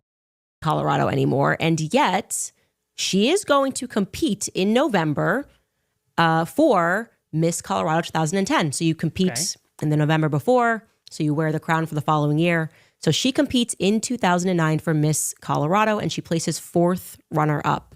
How did she qualify to compete is one of my questions. Now, I'll have you guys know, you'll see I added a note here that 2009, you got the Romanian government agreeing to allow America to set up a military base. That's when you start to see Jeffrey Hey, Candace. Hey, Cross, if you don't answer at all any of my questions, I am probably going to ban you. I'm just letting you know. Because you came in here and you made a false claim. I'm just giving you the opportunity to clear this up. Okay? So, Cross Day Boss, if you could kindly please tell me why you spread a lie in here that Erica called Mikey McCoy a hero. I'm really curious. I want to know the answer, buddy. Epstein beginning to procure women from Romania per his emails that are now available. He's going to instantly get his hands over into Romania. Look, he's offering, here is information for the girl from Romania who will receive $10,000. There have been headlines about how often he refers to Romania throughout his emails. There is no question. This headline reads, several Romanian women named in newly released Epstein case files. Okay. I'll add here also that the #1 university that he seems to be involved with is Arizona State University, which Erica will eventually graduate from. For the purposes of right now, just know that Jeffrey Epstein, we have emails going back to 2009, right when this base gets established, and suddenly he is interested in procuring models from Romania. Okay? Lock that into your mind because 2010 is going to get crazy. This is the year that Erica will claim that she went to Loyola Marymount in her junior year of college. So that's going to be from fall 2009, spring 2010 about.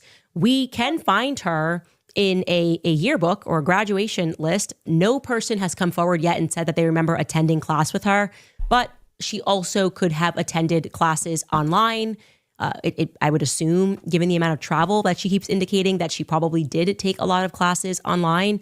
So just wanted to show you that this is when she is supposed to be at Loyola Marymount.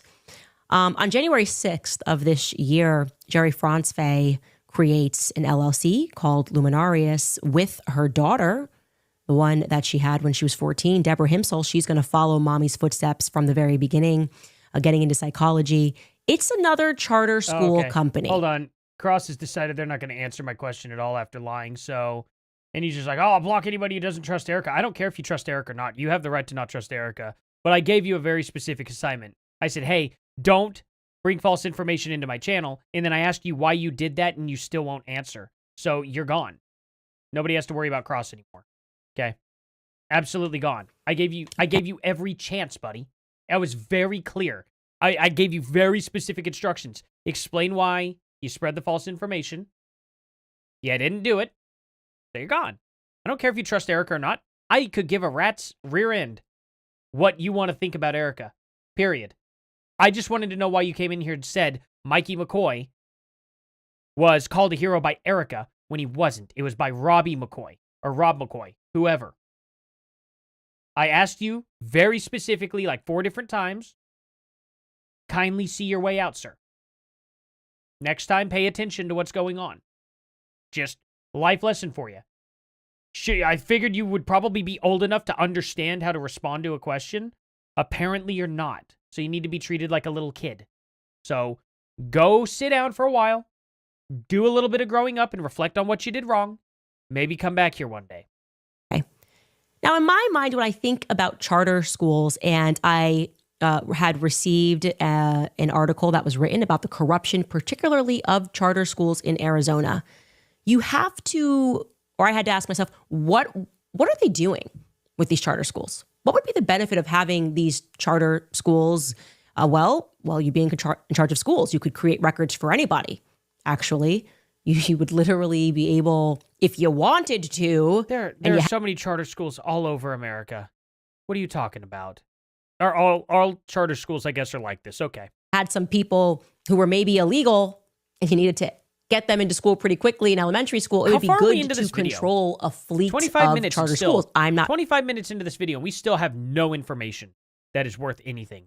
Saying that's the case with Luminarius Group, but I'm finding this theme to be interesting of charter schools. And again, you can look up many articles about the corruption of the particularly charter schools in Arizona, which begins with Tesseract, and now it continues to move. It's an interesting story.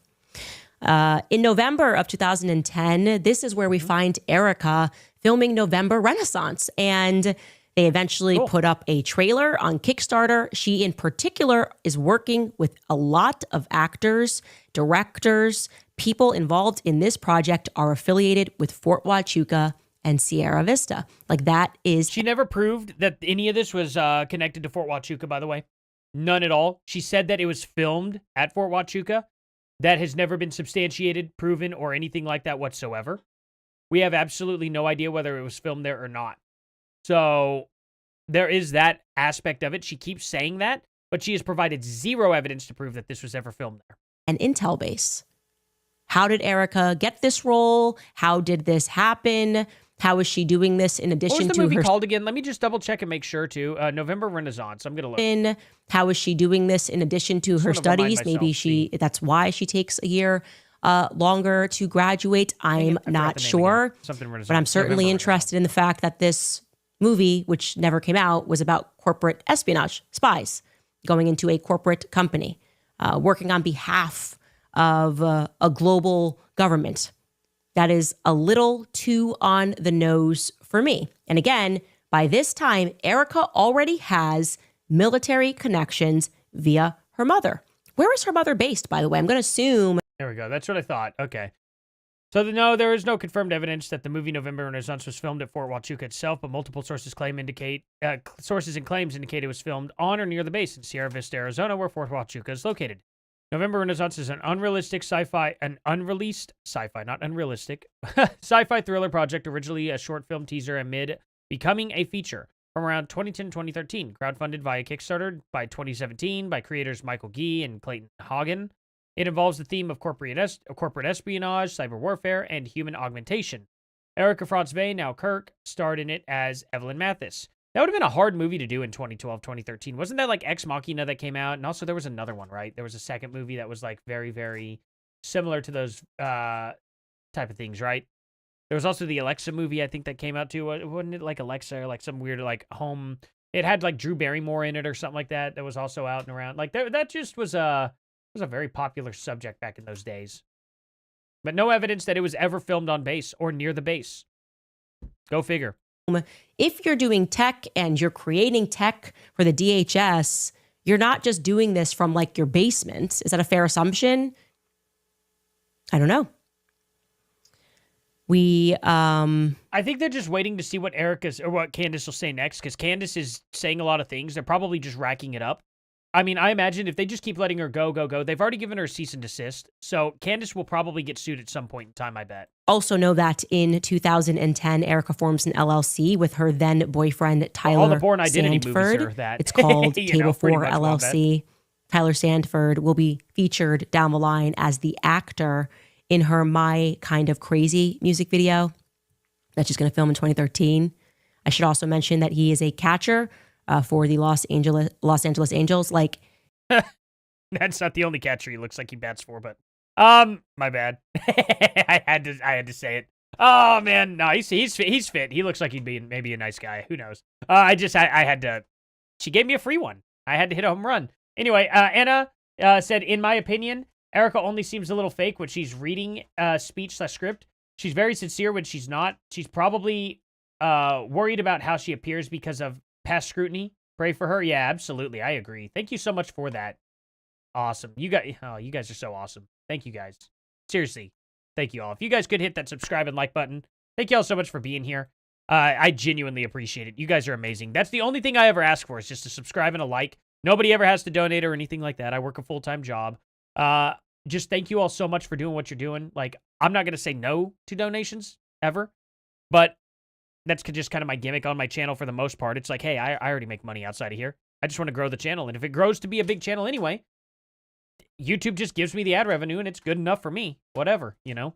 So, you know, I'm going to try and keep the show just as free as possible because I think you all deserve it. And I think people are tired of the non-stop ads, which we're going to get to probably in a second. Like I've said to you many times, Erica is always dating people that have some level of fame. As you will see, this is the first person. But the end of 2007, or I should rather say this combination in 2010, pardon me, is crucial that I'm about to explain to you. Lori suddenly reinstates, remember, AZ Tech International Incorporated first gets into a little bit of trouble because they're not filing their tax returns, but then Lori moves to reinstate that in 2010. AZ Tech International, it's back on the table. Well, for the first time that year, the Black Sea Rotational Force 10 goes out to Romania, and they establish the Mihail Kogolniceanu, I hope I'm saying that right, Kogolniceanu, probably not, air base in Romania. Okay. You can see that here. Oh, okay. You mean the very air base that she would have been at, you know, that cooperated with her charity? Okay. Sailors of the Black Sea Rotational Force 2010 officially kicked off their 3-month engagement in the Black Sea region in a ceremony at Romania's Mihail Kogolniceanu airfield on May 17th. Now, what's incredibly interesting, and we're going to get more into that in tomorrow's episode, is in particular, a lot of those people are coming from Reno, Nevada, of all places. Nice. Coming from Reno, Nevada. Okay, that's not surprising. They are there, the banner that they're using, they're allegedly there because they're going to promote regional stability. We have a way with words, I will say, in the West. Regional stability, spreading democracy. The reality is that Colonel Otto Buscher is going to be accused of in any of this, but okay. Of running a brothel and a human trafficking ring from 2010, the very year that this was established, all the way through to 2015. Yes, Erica will come into contact with Colonel Otto Buscher. We're not. Yeah, but it was an accusation. It was unfounded. I don't know if he did it or not. That's not what I'm saying. But apparently nobody found any proof that it had happened. So, I don't know. I have no idea, Candace. But we can't just add things that aren't there. You can speculate all you want, but that doesn't make it reality. Going to focus on that today because the more important thing I'd like to introduce to you is Tyler Boyer. Cool. Tyler Boyer in 2010, just when this gets established, is going to make an appearance in Romania to work with the Romanian parliament. I'm sorry, what? Let's see. I went to Romania to do some work with the senator in the parliament there. Hey, you don't have to. Wait, what's this? Or LOL. Hey, you don't have to. It's a weird response, but okay. And he was friends with this guy that owned a modeling agency and took me to the beach for 4 days and legit slept collectively like 10 hours. And then this person says, I was at the lake and they were there. I thought it would grab your attention. Then he says, but yeah, these girls were crazy and I got completely Romanian sloshed and it got very interesting. Haha. Romanian women don't mess around. Are they having two different conversations with each other? This kind of ties into what he's talking about, but what are these two texts even about? It's really weird. What is this, like? What is 5G UC also? I've never heard of that. 5G UC? Y'all don't see it. Hold on. 5G UC. What is this? Was that a thing? What is 5G UC? Stands for ultra capacity and is a T-Mobile specific icon indicating that you are connected to their faster mid-brand or high-brand 5G network. I have never seen that before. Really? Huh. So he was using T-Mobile? I wonder if he was or wasn't. 5G UC. Is that a normal thing? Do you guys normally get that? Weird. Oh, well. I don't normally. What do I have? I don't know where my phone went. Oh, here it is under this. I get, well, apparently nothing whenever I'm connected to my Wi-Fi. I love that. Let's see. I get 5G Plus. Cool. Okay. That plus sign does make it go faster, guys. When they added that, I went vroom. It was crazy. He's going to stay approximately from May through to the end of the summer. This is the exact same time frame that the Black Sea Rotational Force 10 is going to be there.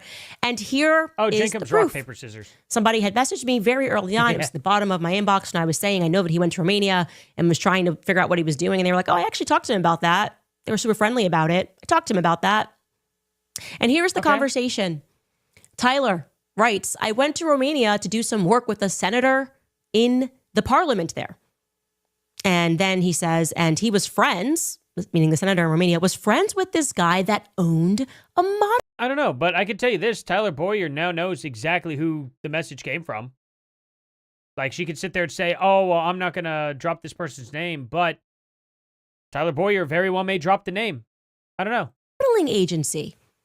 And took me to the beach. That's going to be in Constanta, just so you know, for 4 days and legit slept collectively like 10 hours. The person says, oh, I was at a lake and they were there. I don't know what this person's talking about.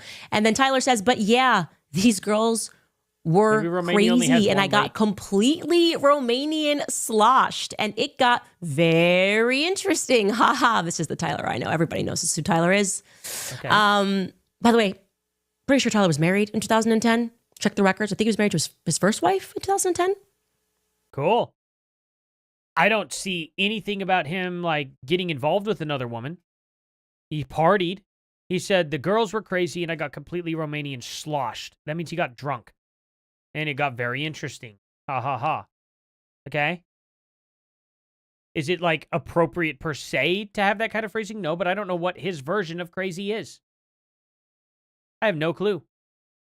And also, isn't he LDS? Doesn't that mean he's not supposed to be drinking? Oh, who cares? It's all for appearances anyways.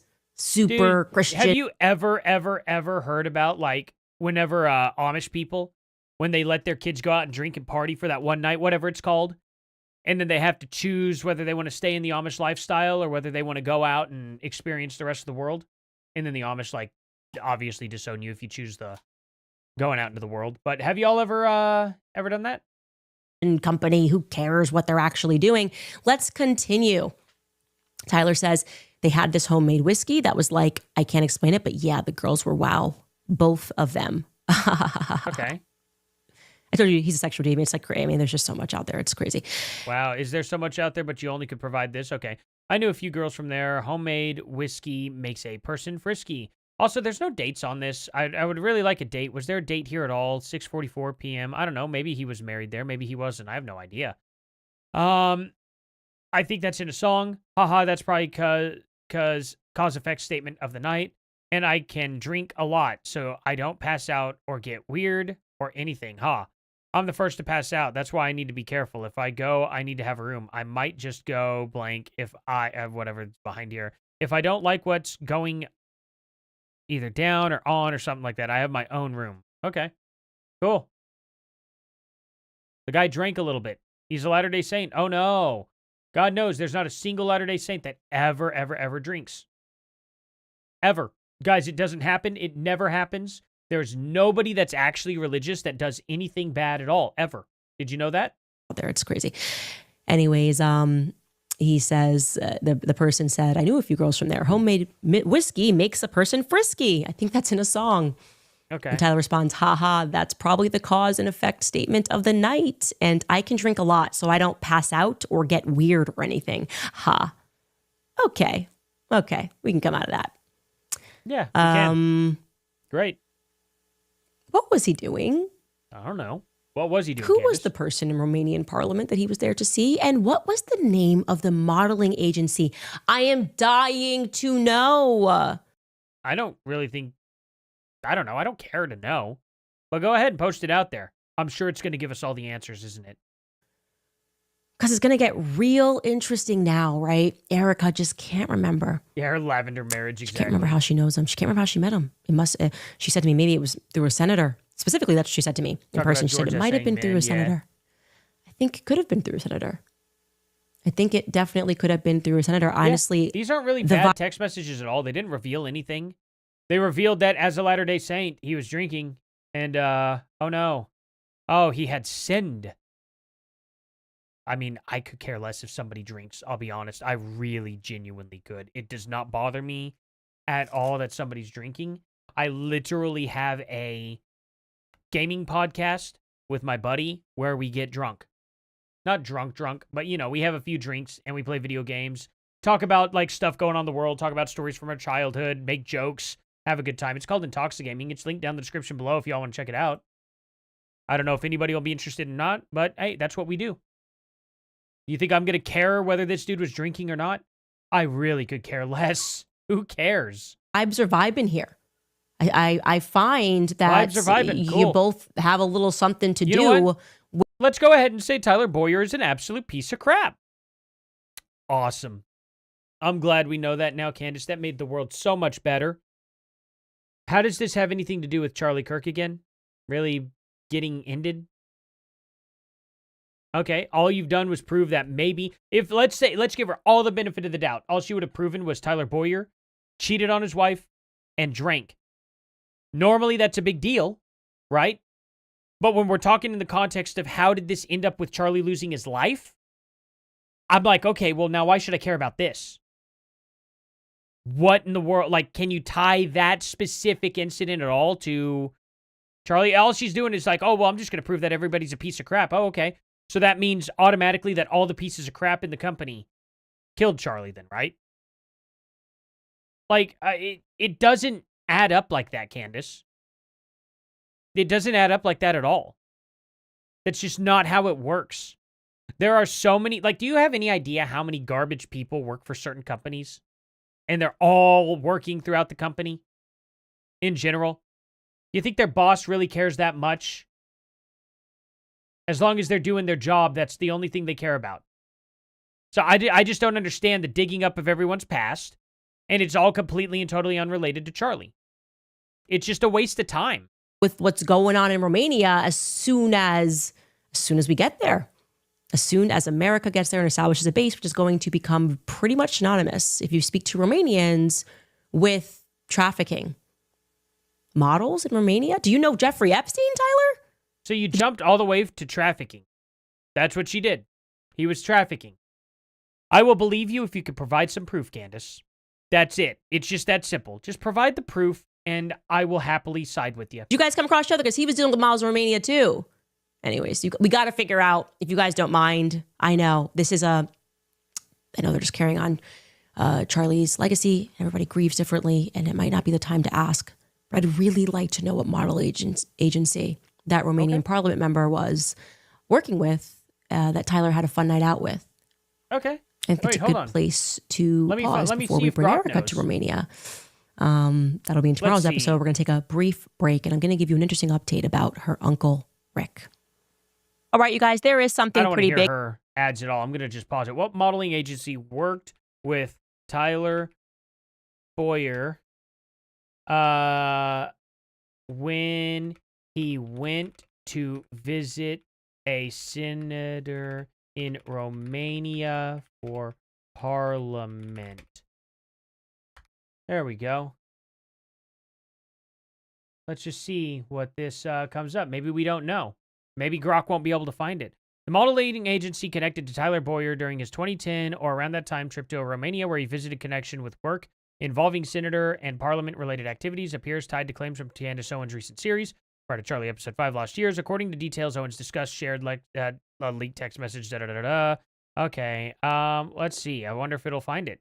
Boyer partied with models from this agent. Wait, what? Okay, hold on.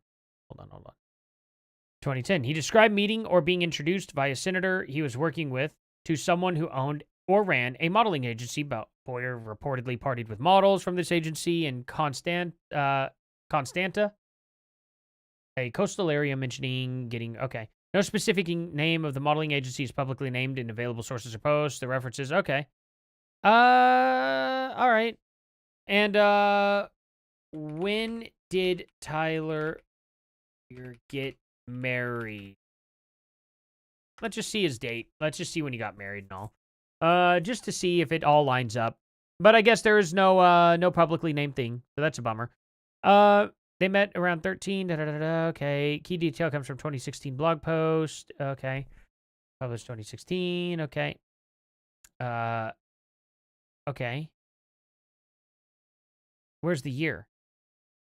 Wait a minute. Candace Owens' public comments could accuse them of being swinger. Okay.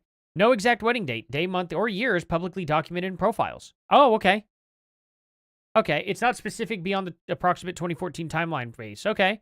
So we don't even know when he was married. We have no idea. Okay, so Candace made that claim. Cool. Well, maybe he'll be able to clear it up for us. Who knows? But Candace absolutely is. She's no stranger to just making straight claims without verifying anything whatsoever. Maybe she knows because I wondered why she asked, wasn't Tyler Boyer married around this time in 2010? Well, why would she have to ask that? Because she actually doesn't know. And if she doesn't know, it means that she's making a baseless accusation about Tyler Boyer's marriage for no reason whatsoever. So there's that. What he was doing. I'm dying to know. It's like the one piece of her life Erica can't remember is how she met Tyler Boyer. It's crazy. And the person that introduced you to your husband. I feel like you and Lori and Tyler go back. Well, I'm glad you feel like that. Can you show it? Any proof? Like way back. You know what I'm saying? I feel like you guys have known each other for like since at least 2010. If I'm being honest. I think you knew the Farnsworth and Who cares? That's only literally like 6 years before he actually publicly would have met her. That's not very back, if you ask me. I think you knew the Boyers. That's. I'd actually go back further. I think you guys maybe even knew each other since Afghanistan. But I'm going to wait until tomorrow to introduce that. Okay? They were war buddies. You guys maybe even could have known each other. I mean, just dancing around each other there in Arizona, all getting involved in the same stuff, charter schools. And then you and Tyler are going to graduate in the same year. It's all so crazy. I need to know. Tell me.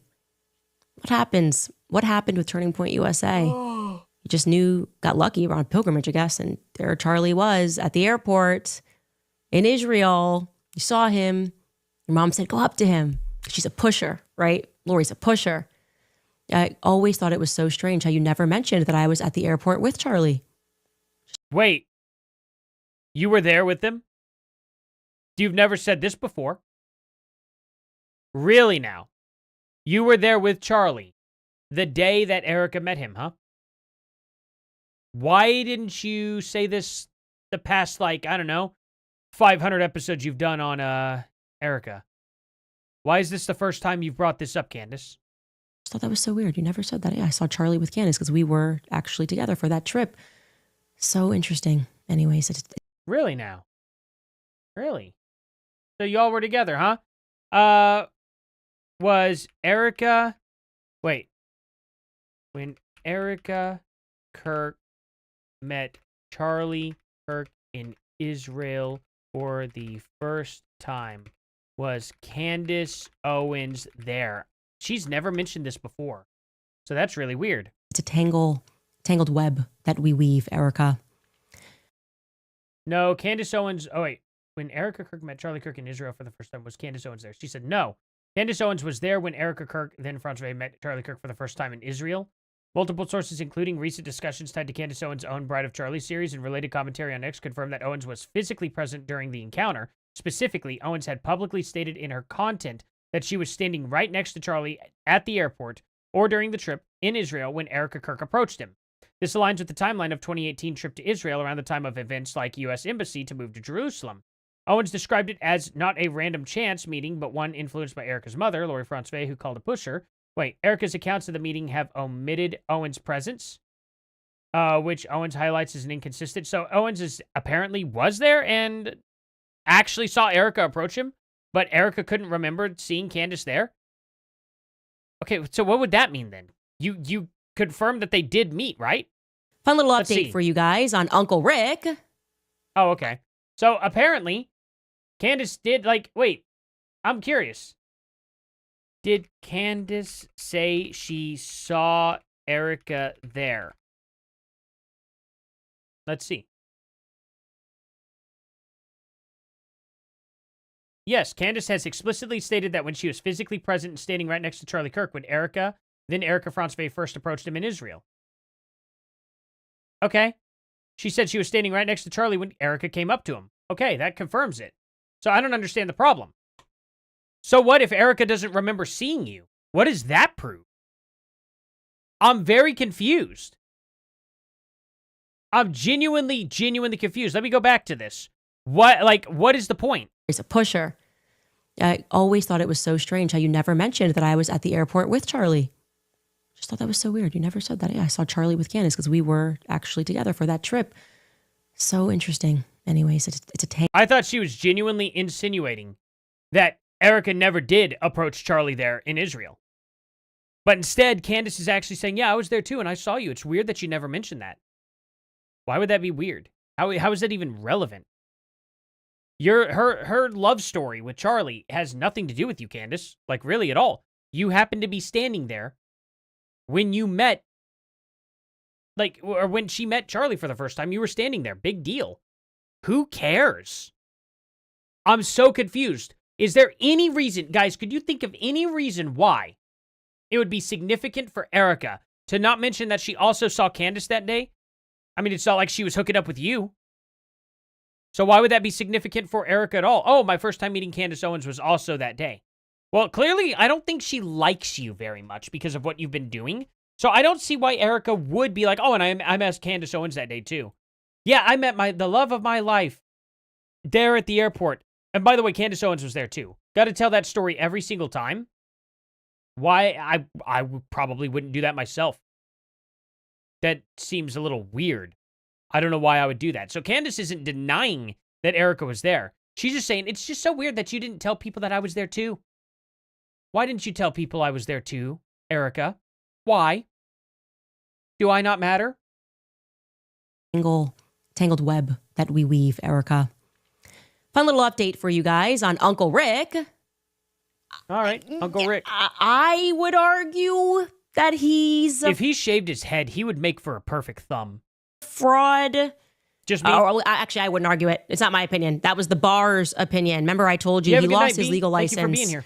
In 2009, and I wasn't sure what or why or how. I did know that his father, Tony, had bestowed upon him some of that money, but he was like, look, I don't know how this happened or how it got here. Well, there actually was a very detailed article about how he lost his license, and I'd like to share that information with you. We learned the reason. Rick is the movant that is mentioned throughout this article. I'm just going to clear this up for you. The first reason that his legal license was removed is because he didn't pay his dues. Okay. My best guess is the reason he stopped paying his dues in Kentucky was that he was hoping that they would stop their investigation into him. But they didn't. We learned... Maybe. That's just speculation. Or he just didn't want to do that anymore. That in 2007, they then opened an investigation into him for the following reasons. Reason number one is because while employed by the Bank of Corbin to perform title searches on certain properties, Rick didn't inform the bank that other mortgages already existed on those properties. So they were issuing loans to multiple people for the same property, right? This means a failure to disclose this information resulted in the Bank of Corbin issuing loans on 4 of the properties that were already encumbered by pre-existing. In all fairness, that is also on the bank because I've never had to provide proof ever taking out like any type of loan that I actually had a lien. The only time I had to actually provide proof is when they found the lien and were like, do you have evidence that this lien is paid off? And that was really frustrating because it didn't show up in the computer. And then I had to go back to my old bank and actually have a lien release printed off and take it up to the other bank. Wasted my entire freaking day because they didn't do their job. And they refused to fax one over because of security concerns, which was ridiculous. So I had to waste my time with that. But at the end of the day with that, they're the ones who found the lien. So I don't know. I kind of blame the banks for that too. But at the end of the day, who cares? Okay, so let's say the guy's just committing a bunch of fraud. All right. This isn't Erica. This isn't Erica's mom. This isn't Erica's family. And as far as we're concerned, they have not done business together since 1999. There is no evidence whatsoever to suggest that they have been in business after 1999 together. Now, there's been proof that they went to an amusement park that he works at, and he got them in, apparently, and they saw him, but that doesn't connect them to any businesses, unfortunately for Candace. Mortgages. Banks just loans, and it's going to this one property. Yeah, I mean, it's like I have an Uncle Patrick, but he's actually just my dad's best friend. So, you know, growing up, it was Uncle Patrick. They went into they were in the military together. They were like out in Panama And he ended up making a good career for himself in the military and retired out of it. Has a very nice, comfortable living. It's the way to do it right there. Just retire out of the military. You'll never have another worry in your life except for during the military. That's when you'll have all your worries. But once you're retired out of the military, never another worry again for you, really. Just so you guys are clear, this is exactly what led to the financial crisis. You ever seen the movie The Big Short? This is what happened. Okay? We continue. The second reason is that Bill transferred 50% of the stock that he owned in B&G Holdings LLC. Okay. And that's Bill, his brother, the one that goes to prison for years. Well, we learned that Bill transferred 50% of that stock to an LLC called Bill Erpenbeck Children LLC. And Rick managed that LLC. So Rick's brother, Bill, made the transfer. This goes on without any consideration. And while Rick was indebted to several leading institutions because he stole money from people. And then that went to an LLC controlled by his brother, Rick. Okay. And by the way, while they were going through bankruptcy court, trying to find money, you know how this happens after they steal from middle-class people and poor people. And they go, well, where's the money? And people lose their homes. And well, then these people go into bankruptcy court and Bill's like, I don't know where the money is. Well, actually, in this case, the money was in an LLC controlled by Rick. So that's what happened. Rick ended up not only with Tony's money, but he also ended up with a good portion of Bill's money as well. Cool.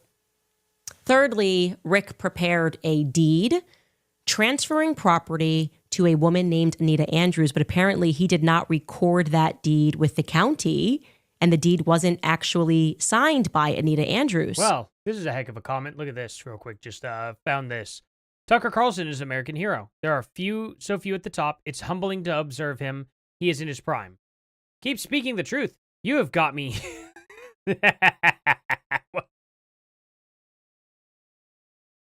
Boy, Candace has some hilarious fans. That's just great. Who is it? Okay. Yeah, I believe it.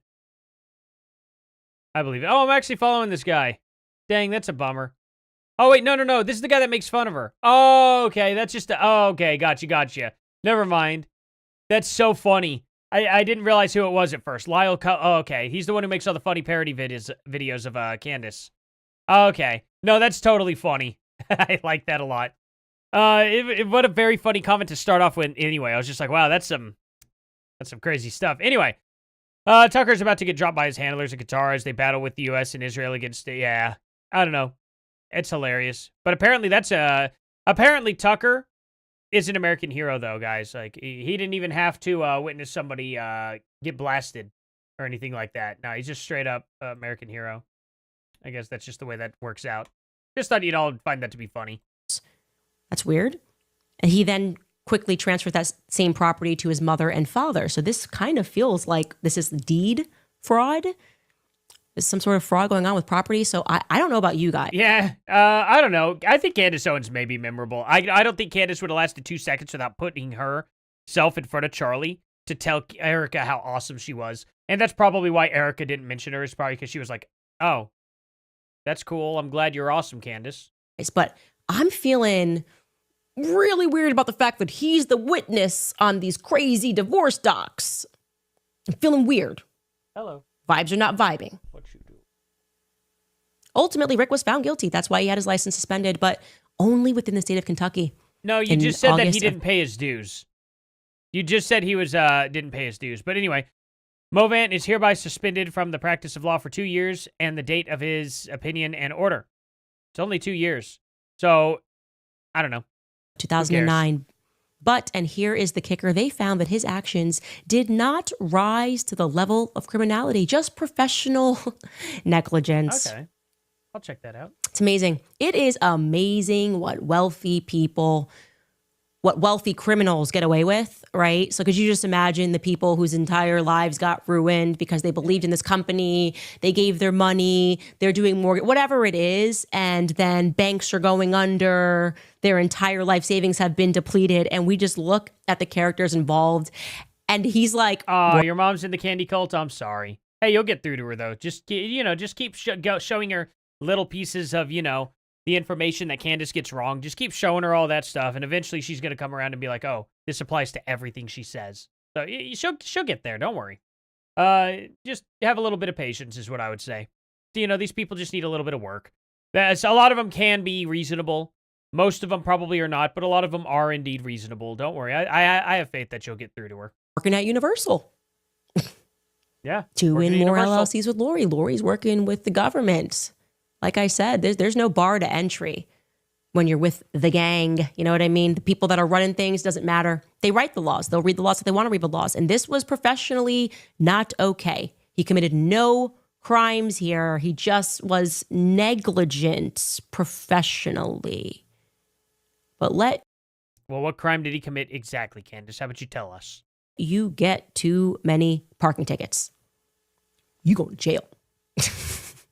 Let you speed. If you're just speeding a little bit too quick on the freeway, all right, straight to jail.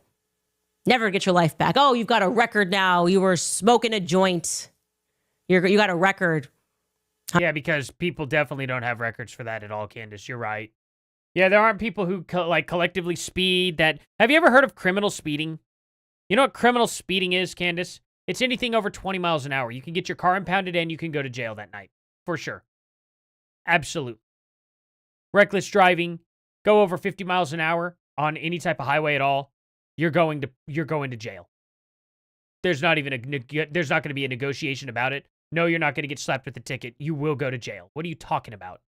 And there aren't anybody out there ever who has went to jail for smoking a joint. Ever. That's just never happened, Candace. You're right. That it just absolutely never happened. Oh, why do I still have this pin? Oopsie. Go ahead and unpin that. Hunter Biden, you're smoking crack down the freeway. Recording yourself. Yeah. How did it work out for Hunter Biden? I'm really curious. He's smoking it down the freeway. He literally put a gun in a trash can and was negligent about that. Did he serve any time for that?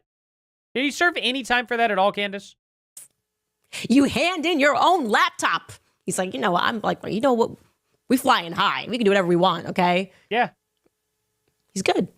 He's never going to see a day in prison. Just want to let you know, these are the people that rule over us. Anyways, enjoy your time at Universal Studios. In other news, Blake Neff is obviously demented. I don't know what's wrong with this person. I don't know if he might be Jewish. I don't even know. Because I hope he's Jewish. I hope he's Jewish. What does that even mean, Candace? Why? What does that even mean? I don't hope anybody's Jewish. I don't hope anybody's of any type of religion or bloodline. I don't really care. I don't do that. Why would it matter if he's Jewish or not? It's such a weird, creepy take. I hope he is Jewish. Why? Do you feel bad if he's not Jewish and you're making fun of him? Is that it? What possible good could come from that? Or I don't know what's going on here. If this is just like a social disorder, whatever it is. They're obviously watching every minute of the series, and despite everything that we have presented, despite the questions that we sent them ahead of the series that were then forwarded to a lawyer for no reason. I had my producer, Ashley, send questions and they're forwarded to a lawyer and the lawyer writes back all snippy. But we'd like to know the answers to some of these questions. We're saying a lot here, right? Possible gang ties. We don't know. Yeah, of course, we don't know at all. Could be nothing or possible gang ties. They could literally be, I don't know, doing absolutely nothing at all. Or they're kidnapping your kids. Which one? You will never tell you. Candace will sure never tell us. She'll never get proof of any of it. She'll never actually be able to tie an actual claim to what any of them are doing whatsoever. She just speculates. Well, are they doing this? That's weird. Tyler Bowyer went to Romania for just a little bit to work with this senator. Was he trafficking kids? Well, I mean, look, if the bar is simply just working with any type of politician and it connects them to trafficking kids, that literally means that every single government not only is just evil, which we know a lot of governments are evil. We know there's a lot of evil in our own government. But that means that there's not a single good person in government whatsoever, period. Nothing. There's not one good person, and they're all evil cannibals. Okay. So, what do we do, Candace? And Can you provide any proof to back this at least so we could probably form a plan on what to do? No, it's just going to be speculation. Okay, that's just fun. We'll just have in the past, obviously, Vince Lombardi is that. Yeah, the Tates. She doesn't look into Tates or anything like that. Now, are we going to talk about Vince Lombardi now? Okay, let's hear this. Grandpa, I don't know. Is that Lori's mother? Is Lori even Erica's mother? Erica's weird. I don't know. I don't think Vince Lombardi is Lori's mother, though, Candace. That was a dumb thing to say, but all right. Well, Tesseract school, fraud following Lori, money disappearing everywhere they go. Yeah, Catholic, but there was only one thing that Blake Neff could not She's bear. a low IQ person trying to be sophisticated. He couldn't bear it. He put his foot down last night. Hey, have a good one, Coach Gal. Thank you so much for being here. And he issued a full-throated statement. He did not care. Ooh, he came for me hard because no one comes for Shabbat Shalom. Okay. There are so many things I could say about what she just said. I'm going to play this for you again. When it gets to the part, I'm going to slow it down. Only one thing that Blake Neff could not bear. He couldn't bear it. He put his foot down last night and he issued a full-throated. Okay, here we go. Now it's going to start with full-throated.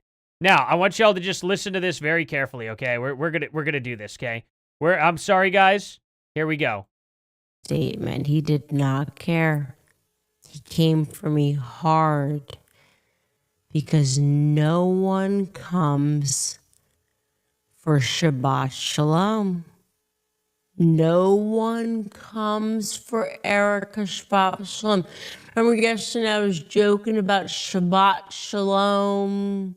Daddy's home, throw down the phone. Look at what turning point. What Blake actually authored. This is not a joke. I don't know. It all sounded like one to me. It sounded like you made a lot of innuendos there, Candace, but all right. Okay? He could not bear me ridiculing Erica over Shabbat Shalom. This is what he wrote on X. I have avoided commenting on most of what Candace Owens' claims are the past few months. However, her last episode contained such a blatant untruth about Charlie's daily life that I feel compelled to correct it.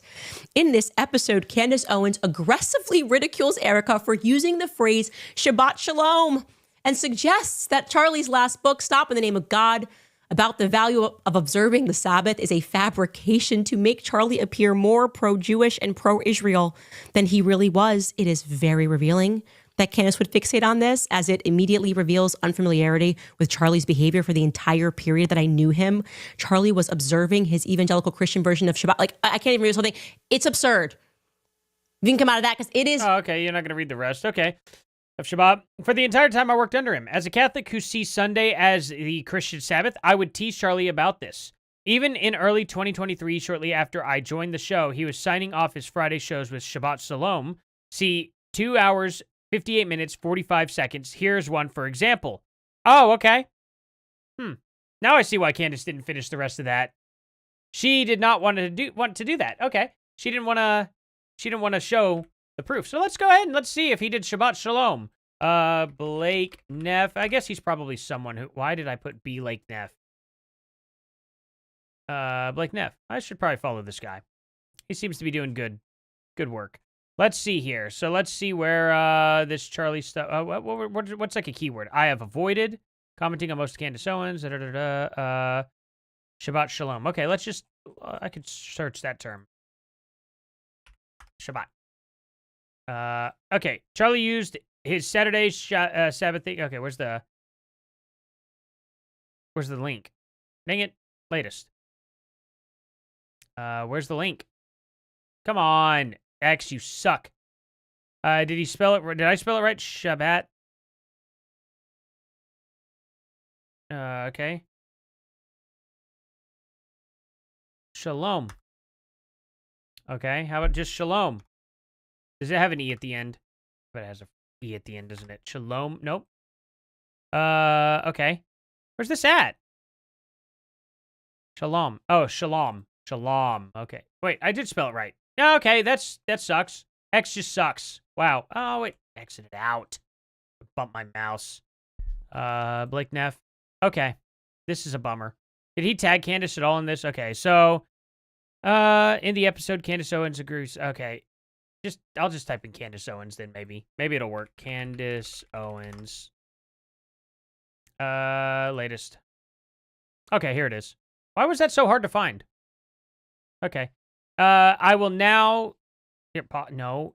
Okay, this is all ads, isn't it? Dang it. Whatever. Sorry, guys. We'll have to skip through these. Tired of losing your hair? You're not alone. No, I probably won't ever go bald. Actually, I don't have it in my blood. 258.45. Okay.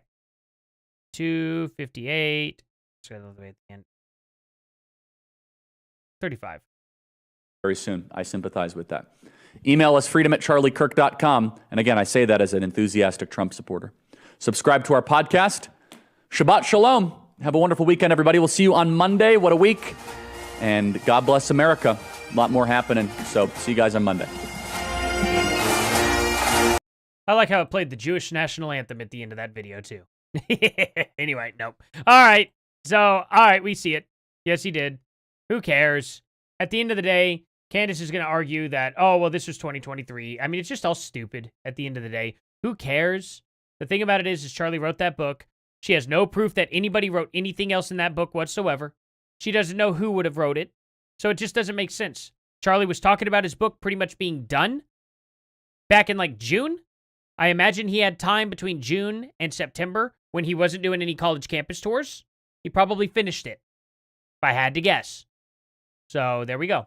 It's just absurd. Yeah, it is so absurd. For sure. I can't even believe that he's authoring this. First off, Blake, I could show you text messages that turning your phone off on Saturday, I was doing first and telling Charlie he should do. Oh, wow. It was all about you. You did it. You're the one who really was on top of it, and you were convincing Charlie the whole time. So it was really actually you.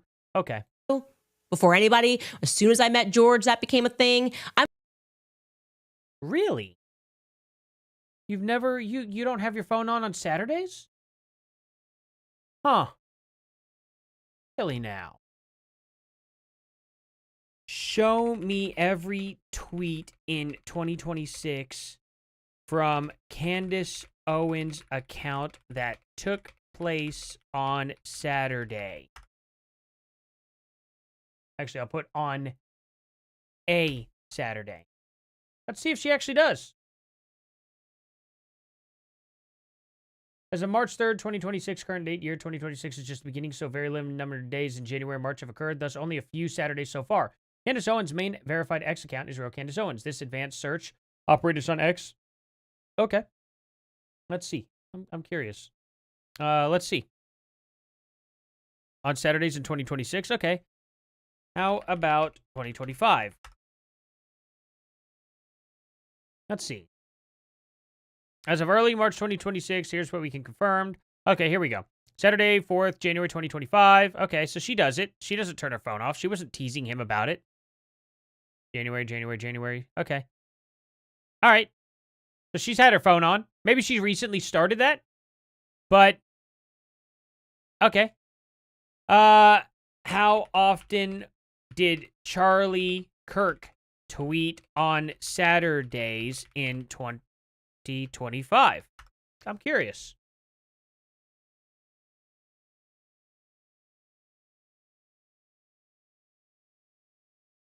Let's see.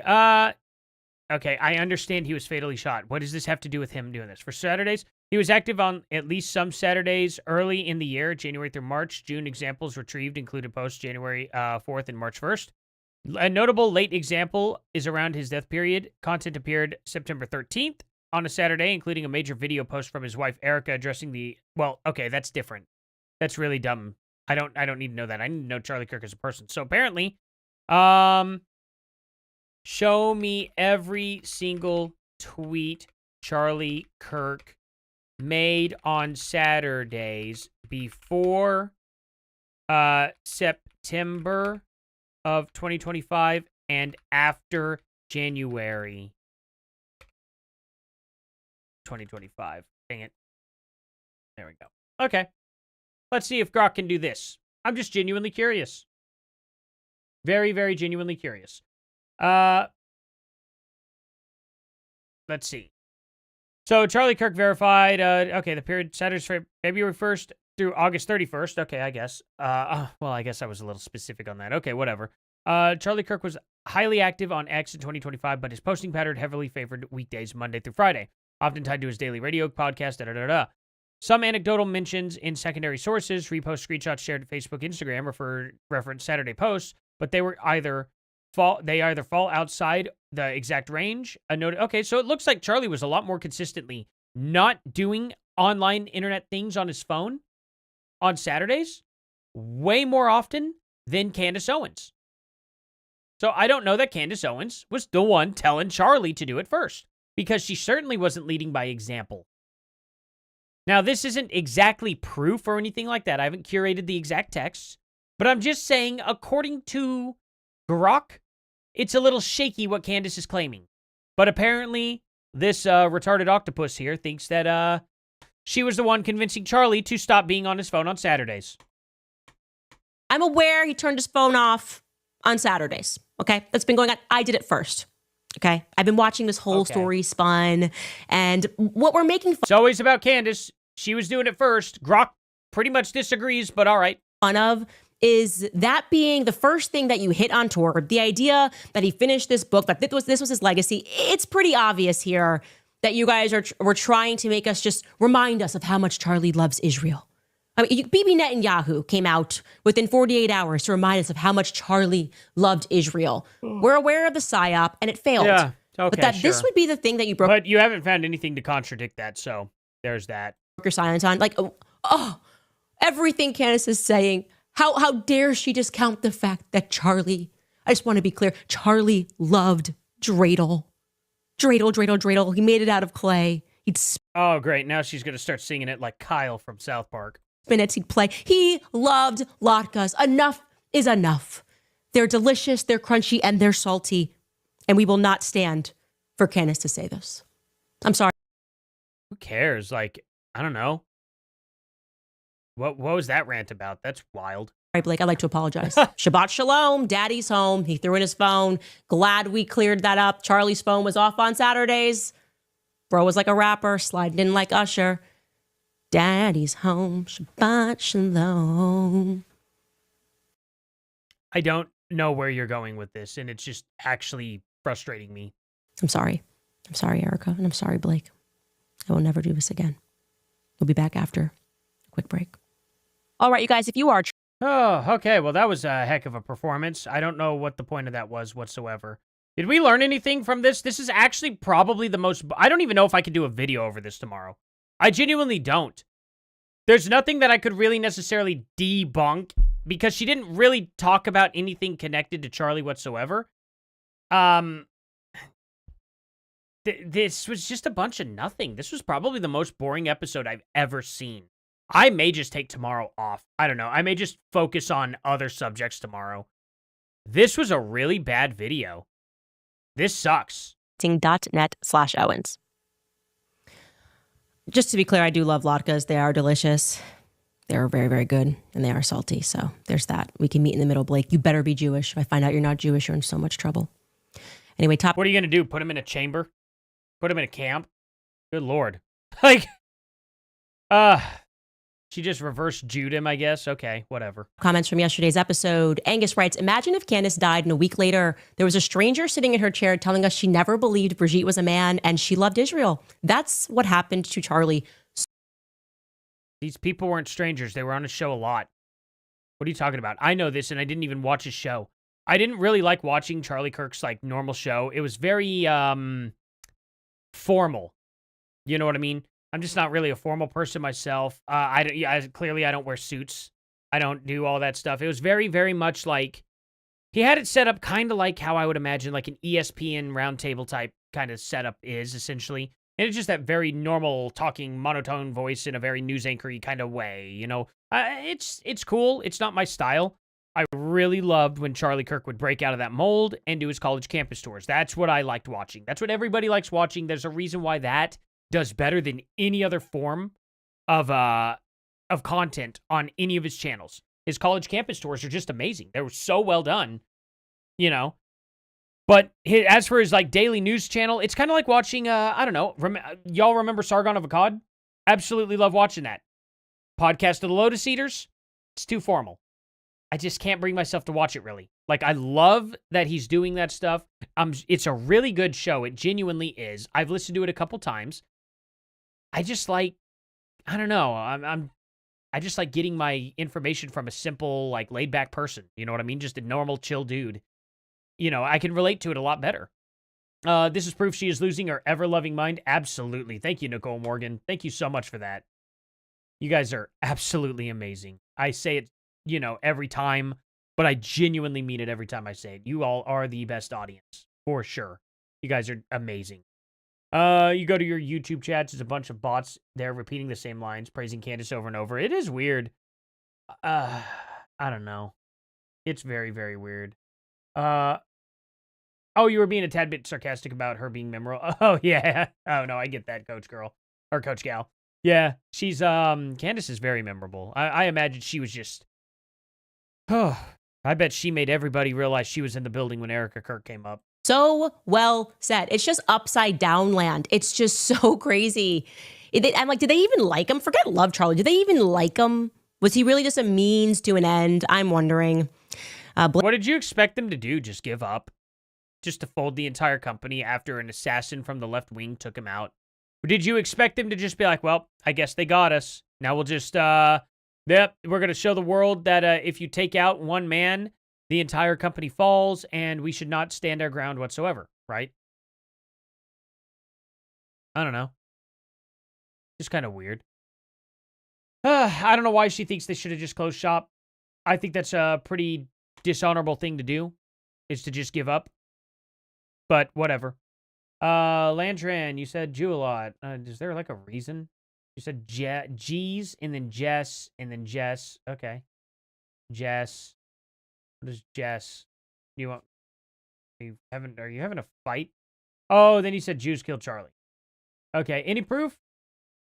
Any proof that happened? That it was a Jewish guy that killed Charlie instead of Okay. Stop spamming in chat. Don't keep repeating yourself like that. There's absolutely no point. It's going to get you banned. That's a really dumb thing to do. Why spam the chat? I saw all your chats. Okay, I'm going to give you one more pass. If you put Jews killed Charlie again, okay. I get it. You don't spam chat, man. Like, stop spamming. I'm going to get rid of anybody spamming. That's not allowed. Nobody lets anybody spam in their chats. I'm not going to allow it either. So don't do that. I just would like you to provide maybe a link, evidence that a Jewish guy killed Charlie. I want to know. I want to know exactly how you have that info too. Because I'll put it right here on the channel. If you have evidence that a Jewish guy killed Charlie, by all means, I am not against the theory. I am against the lack of evidence. Okay, don't lump me in with somebody that's just like, you know, oh, 100% Candace Owens is wrong. That's not exactly what I'm saying. What I'm saying is Candace Owens is dragging this out. She's promising evidence, and then she's literally not delivering, and it's frustrating. If she provided evidence, I'd be right on her side. She also said she was going to post those flight logs 4 months ago. What happened to that? What happened to the flight logs? Okay? I'm not, like, beyond reason here to the point where I'm like, okay, maybe somehow Candace will come out and prove all this wrong. For all I know, Erica Kirk could actually literally be feeding Candace all this information. It could all be Erica Kirk, and maybe Erica Kirk's held hostage, essentially, by this company. And so Candace is doing it this way to not give Erica Kirk away. It's a possibility. Is it likely? Absolutely not. Not a chance, probably. But it's possible. You know what I mean? We live in a universe where a lot of crazy things happen. Okay? Where a lot of crazy things happen. If it turned out to be that way, I wouldn't be that surprised. But is that the way things are going down? I have severe doubts. Severe doubts. I doubt Candace because she's got a major history of lying. She has a massive history of doxing. She's doxing in this video. I don't want to put my trust behind somebody that would do something like that so recklessly and so easily. That being said, I am super duper aware that I could be wrong too. So, am I unreasonable? To any Candace fans out there, Does that make me unreasonable? I want your honest answer. Any Candace fans in chat, do you think I am unreasonable to say what I have just said? I'd really love to hear. Blame it on a Black Star writes, I wonder if Erica is learning new things about herself from this series. I think Erica hits reset every morning. And I think the Erica that, yes. Oh, you're right. Charlie was just literally the modern day 50 First Dates. Could have made a movie out of that. Yesterday is not the Erica today and will not be the same Erica as tomorrow. There's something about, she's just on autopilot. Anyway, reminding you guys, if you want to support us, buy something on the website, you can just go to CandaceOwens.com. Great merch. Yep. It's let's hear the rest of her comments. Fourth, Father in heaven bless these victims. They are scared, silenced, and alone. We will declare our independence from these evil monsters running our world. In Jesus' name, please, amen. Christ is King.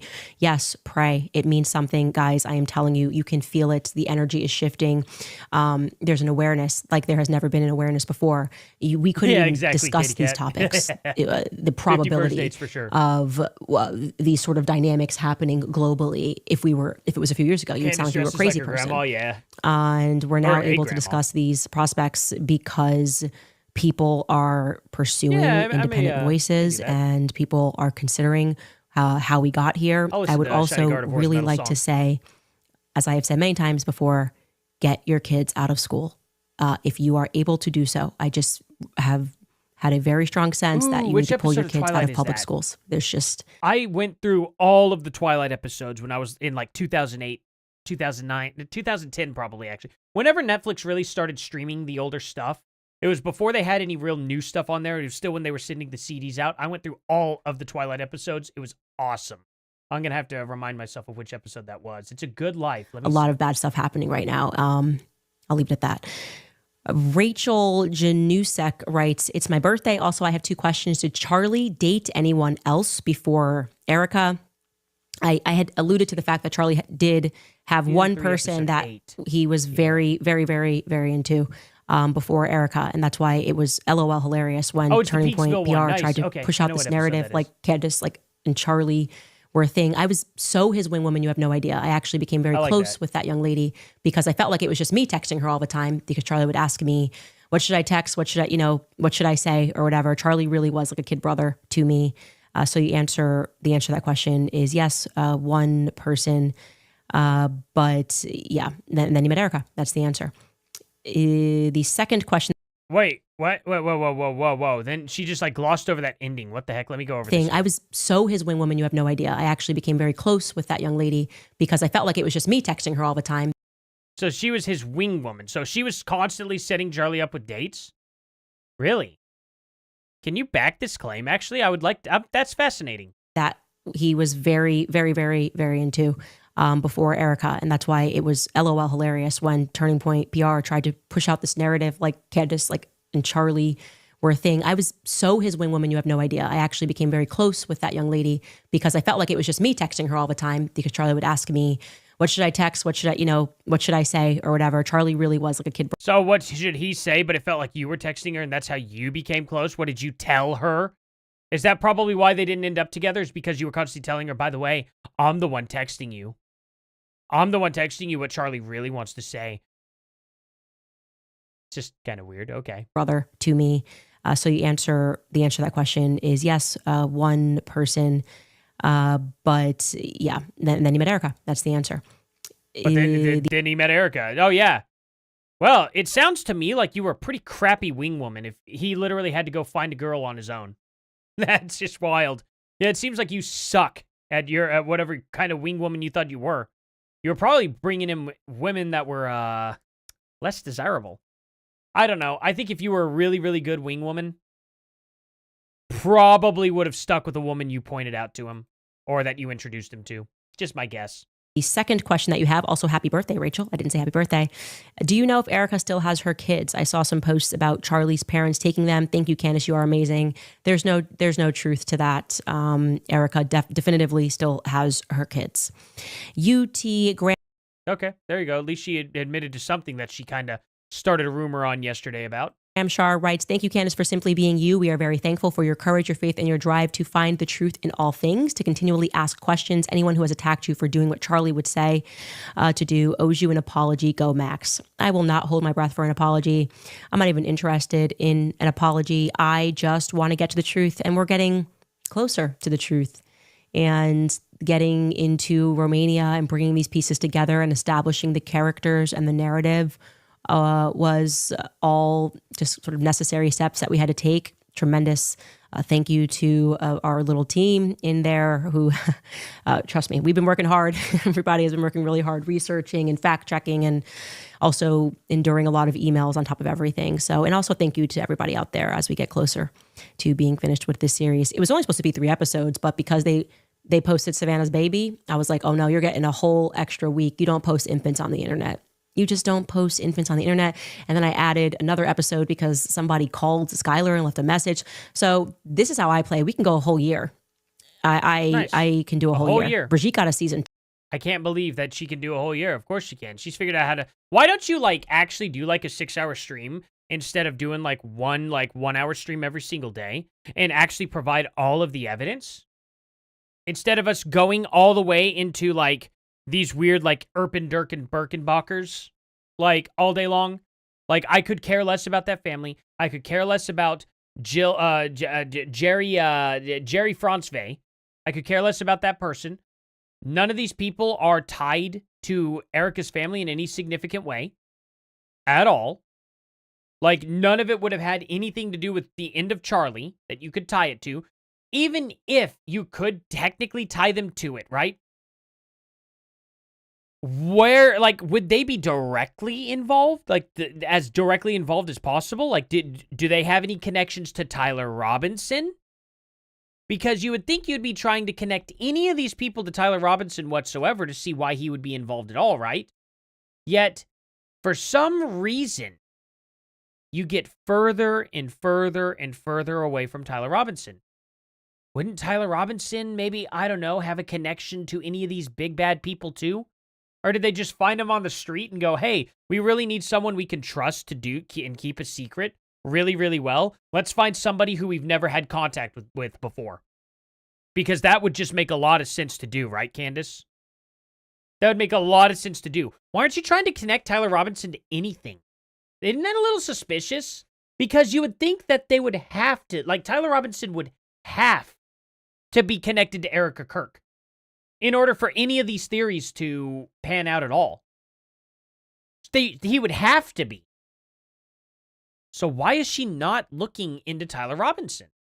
Just wild. But yeah, she's already out of material. She's been out of material for a while. She's scraping the bottom of the barrel, and it's gross. Too, because she sued me. Brigitte was supposed to just be an episode, and then she sent me a threat, and she got a season. And then she sent me a lawsuit, and she got a second season. So, and, that's where I'm at right now. Okay. Gracie, Lou. Why are you trying to get out of the whole, discovery portion, though? And why are you trying to get them to drop the lawsuit when you said you didn't want them to drop the lawsuit so you would go into discovery? That's really weird. She keeps filing motions to dismiss. Really, really weird. Yeah, St. Tyler Robinson, exactly. Apparently, he doesn't know anything about the Kirk family or anything, but somehow he's taken the fall for it and not saying anything. Isn't that bizarre? Isn't that just weird? I don't know. I find it to be pretty weird. I want to know how Tyler Robinson would be connected to any of this stuff whatsoever.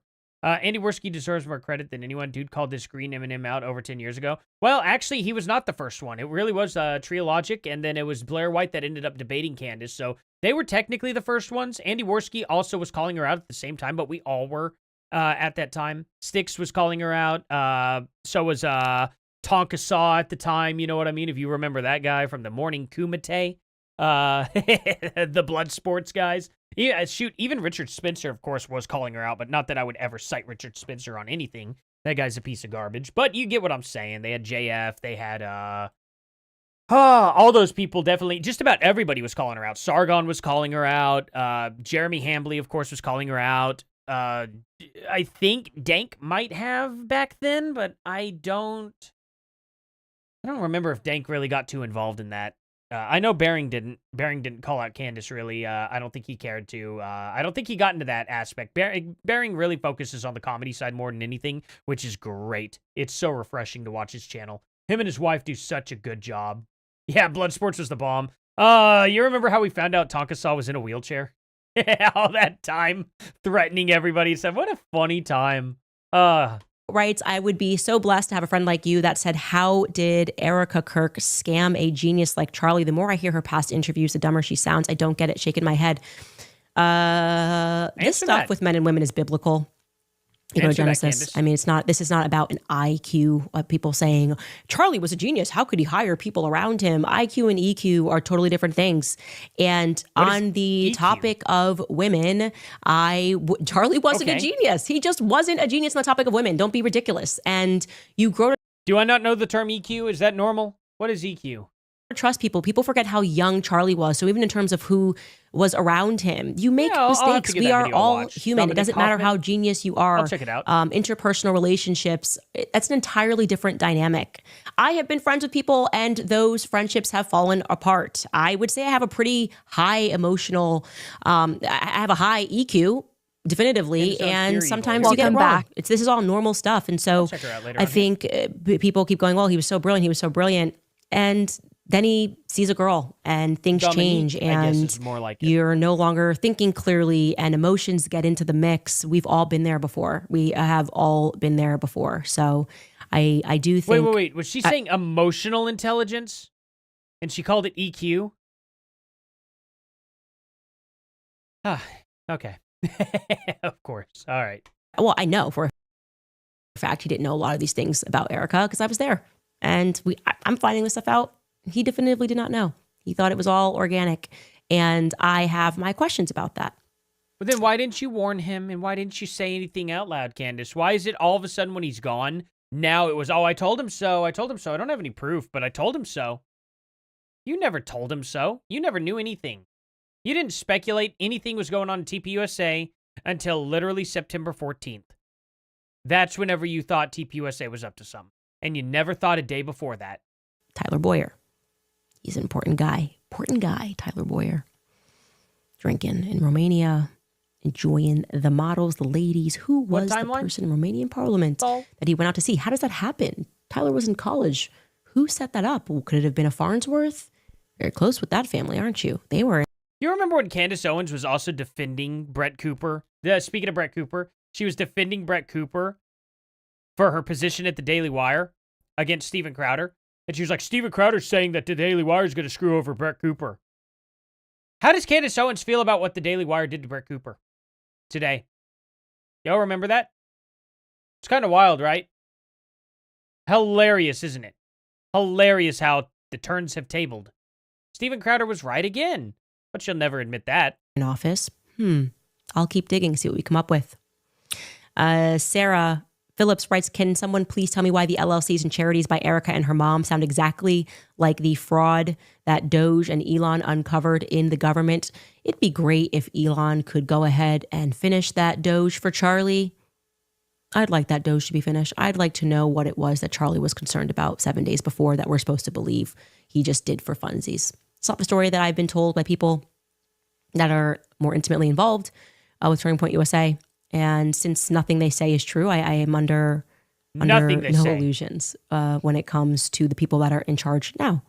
TPUSA's never told the truth before a day in their life. Erica among them. Danny writes, they all act in bad faith. Literally, that is correct. So I just wanted to show you that. I've been saying for a while about... Show me an example. That is not even... If you thought that message revealed him, you don't know Tyler Boyer. And that is the first thing that registered to me as suspicious is Erica. Oh, okay. Well, then show us more examples of Tyler Boyer and how bad he really is. Go ahead. You really know how he is. You know how he really, really is. Show us. Is keeping people that I know are corrupt, that I know are liars, that I know are sexual deviants. So what's actually driving that? And I think the answer is prior existing relationships, military relationships, actually. That's the story that I'm telling. And I think tomorrow you will see even more how plausible that is, how plausible it is that they all kind of knew each other before and then surrounded Charlie like a November Renaissance. Okay. So now you're talking about the movie. You plug that in there. Why? Okay. We'll leave it at that, you guys. We'll see you tomorrow. Okay. Well, that's that. What did you guys think of all that? That's kind of wild, huh? I'm going to pull up that Gardevoir song. I'm always happy to do that, actually. Where is Shiny Gardevoir? I don't have too much longer, so I'm going to have to... Where did I put it? Where is it? Let's see. There, Dines. Oh, here it is. Cool. Yeah. We'll play this a little bit. Here, I'm going to... Why not? No, I don't want to sign in. No. Okay. So this was all created in AI, right? Epic progressive rock. Power metal. Y'all want to listen to a little bit of power metal with me? Let's see. Friends with Deviants, so like you. Yeah, exactly. She's gross. Lordy, she's so boring. Yeah. What did we learn, boys and girls? I didn't learn anything this episode. This is the first time she didn't make super duper wild claims in this video. Like, they were all BS claims with nothing to, provide any evidence whatsoever for behind. But they weren't like crazy wild claims. It was just really a bunch of people not related to Erica whatsoever. And then she revealed, the only thing I could say she revealed that was just stupid was that literally Erica's mom had a contract with the military through her cybersecurity business. And she received $2 point something million. But again, as somebody who has been part of the billing process for Google and their giant city facility, receiving that kind of money does not mean that you get to keep that money. Because out of that money, it was either like, I can't even remember. This was like back in like 2018, actually. That we were either billing $50,000 a month or $500,000 a month at Google. And literally, either $40,000 or $400,000, if I'm adding another zero or not, went to supplies. That was it. So we would buy all of that, first of all, and then we would bring it to Google, and then stock everything that needed stocked as we serviced them. And then the rest of the money went to pay the rest of the salaries of the 5 other workers that we had that was servicing each building. It looks great on paper. It looks fantastic on paper when you're like, yeah, I'm billing $500,000 a month. But in reality, only like $10 to $100,000 of that just went straight to payroll. And all the rest went straight back into Google. That was it. So it's not like it's actually that crazy. I don't know what kind of cybersecurity she was doing. I don't know if they were buying tons and tons of servers and moving them into the base. They could have been buying all those supplies and all the hardware for the military as part of the service. I don't know, but neither does Candace whatsoever. So it's just really, really, really stupid that she used that. That's probably the only real interesting part of the video that's super easily debunked by her claims. Now, if we actually had an itemized list of what was purchased with that money, and we find out that, hey, it actually just all went to Lori, that would be one thing. That would actually be interesting. But we're never gonna know. We're never gonna know. And Candace is gonna speculate that all that money went into Lori's pocket, which is wrong to do. That's not a good thing to do at all. So there is that. Night, everybody. Hey, thank you all so much for being here. Genuinely, thank you guys so much. Please hit that like and subscribe button if you haven't before. Thank you guys so, so much. I'm going to listen to this song real quick that was sent by an acquaintance of the channel here. And, well, not acquaintance. It was sent by Madness, but the acquaintance is Gardevoir here. And I'm gonna pull this over. I like me folk metal, and this music should not be copyright, so I can have a little fun with it. That could be fun. We'll see if music matches. There we go.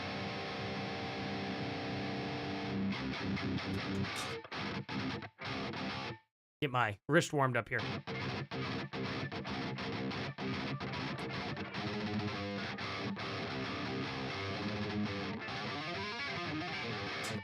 Yes, in Tacoma,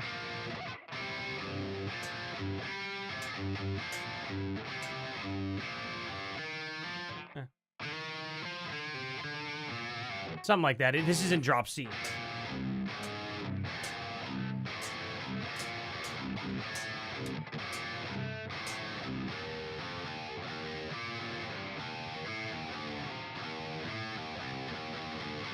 Something like that. It's been a while since I played that song. I love that song. That's a great one. Let's see here. What do we got?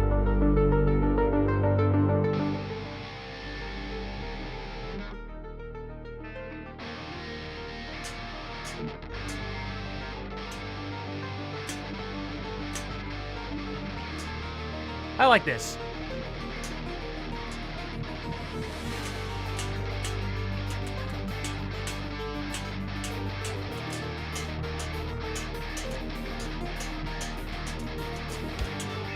Yeah, nice, nice. Okay. I like the way it starts off. Kinda.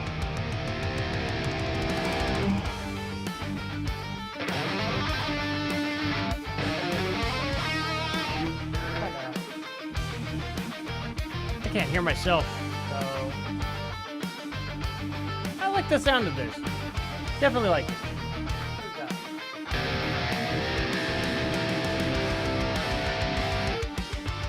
Here we go.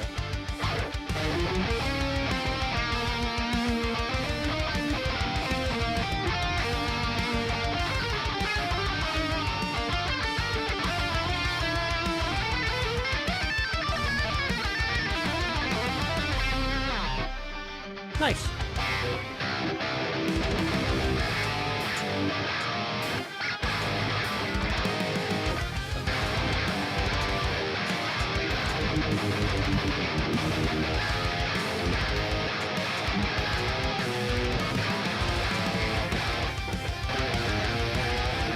What key are we in here?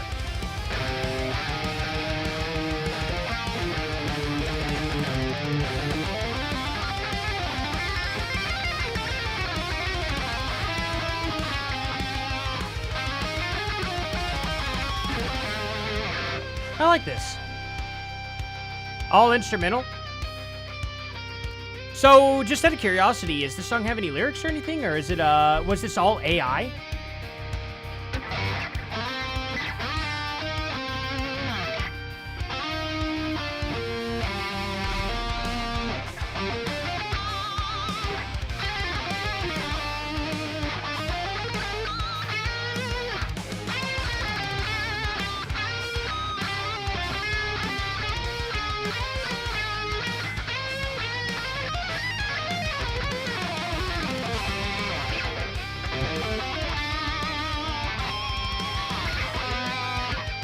Huh.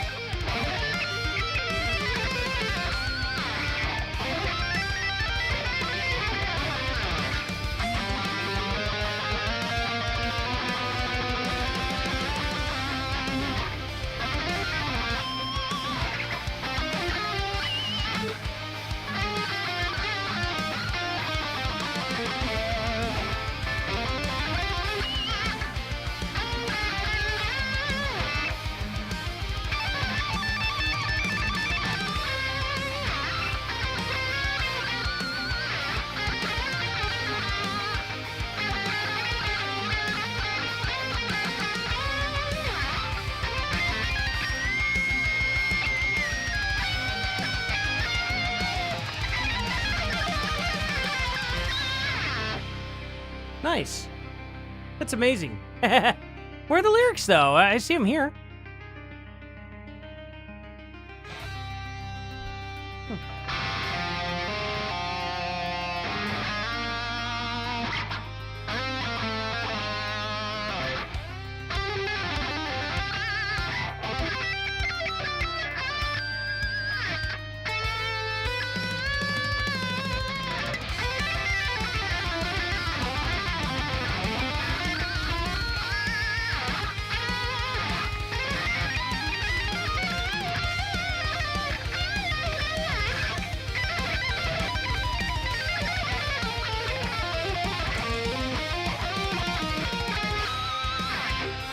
So slappy.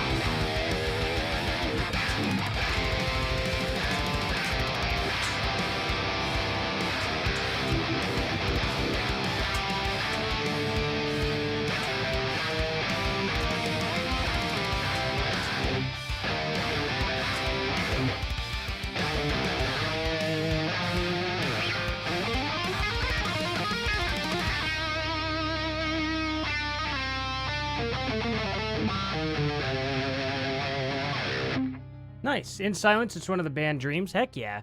Does he have a label? Just out of curiosity, though? Because I'd be more than happy to check it out. I just got to make sure that they don't actually have a label. This song I know was like made in like AI and whatnot, so I know there's no specific thing. But yeah, that's crazy. Crazy. I like this. I like this a lot. Had to dial it up in 2008. We actually had it till about 20. Oh my gosh, you did have dial up in 2008. We got rid of hours in 2006. So, man. Yeah, that's crazy. I'll never, ever. Ascend is the band? Okay. But I can't play it unless I know for sure they don't have a label. I actually know this person, so, but, Ascend. Nice. I'll check it out. Like this? Wait, there's 3 of them. Oh, no. Well, you let me know which one is which. Yeah, it's a band only in name. I like that whole, like...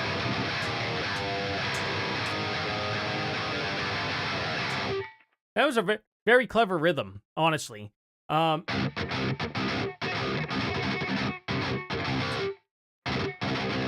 it's only on Apple Music then, huh? Okay. I don't have Apple Music. I don't do Apple anything, to be honest. Let's see. What do we got? Ascend. No matches. Oh, this is the actual Apple site. Dumb. No, that's not. This is Apple Music. What? No. Okay. Ascend. Really? Accessories, entertainment, music. Oh, not support. No. Don't need support. No, please. Apple Music. Okay. Really? It's not going to let me even look for it? Okay. Ascend band Apple.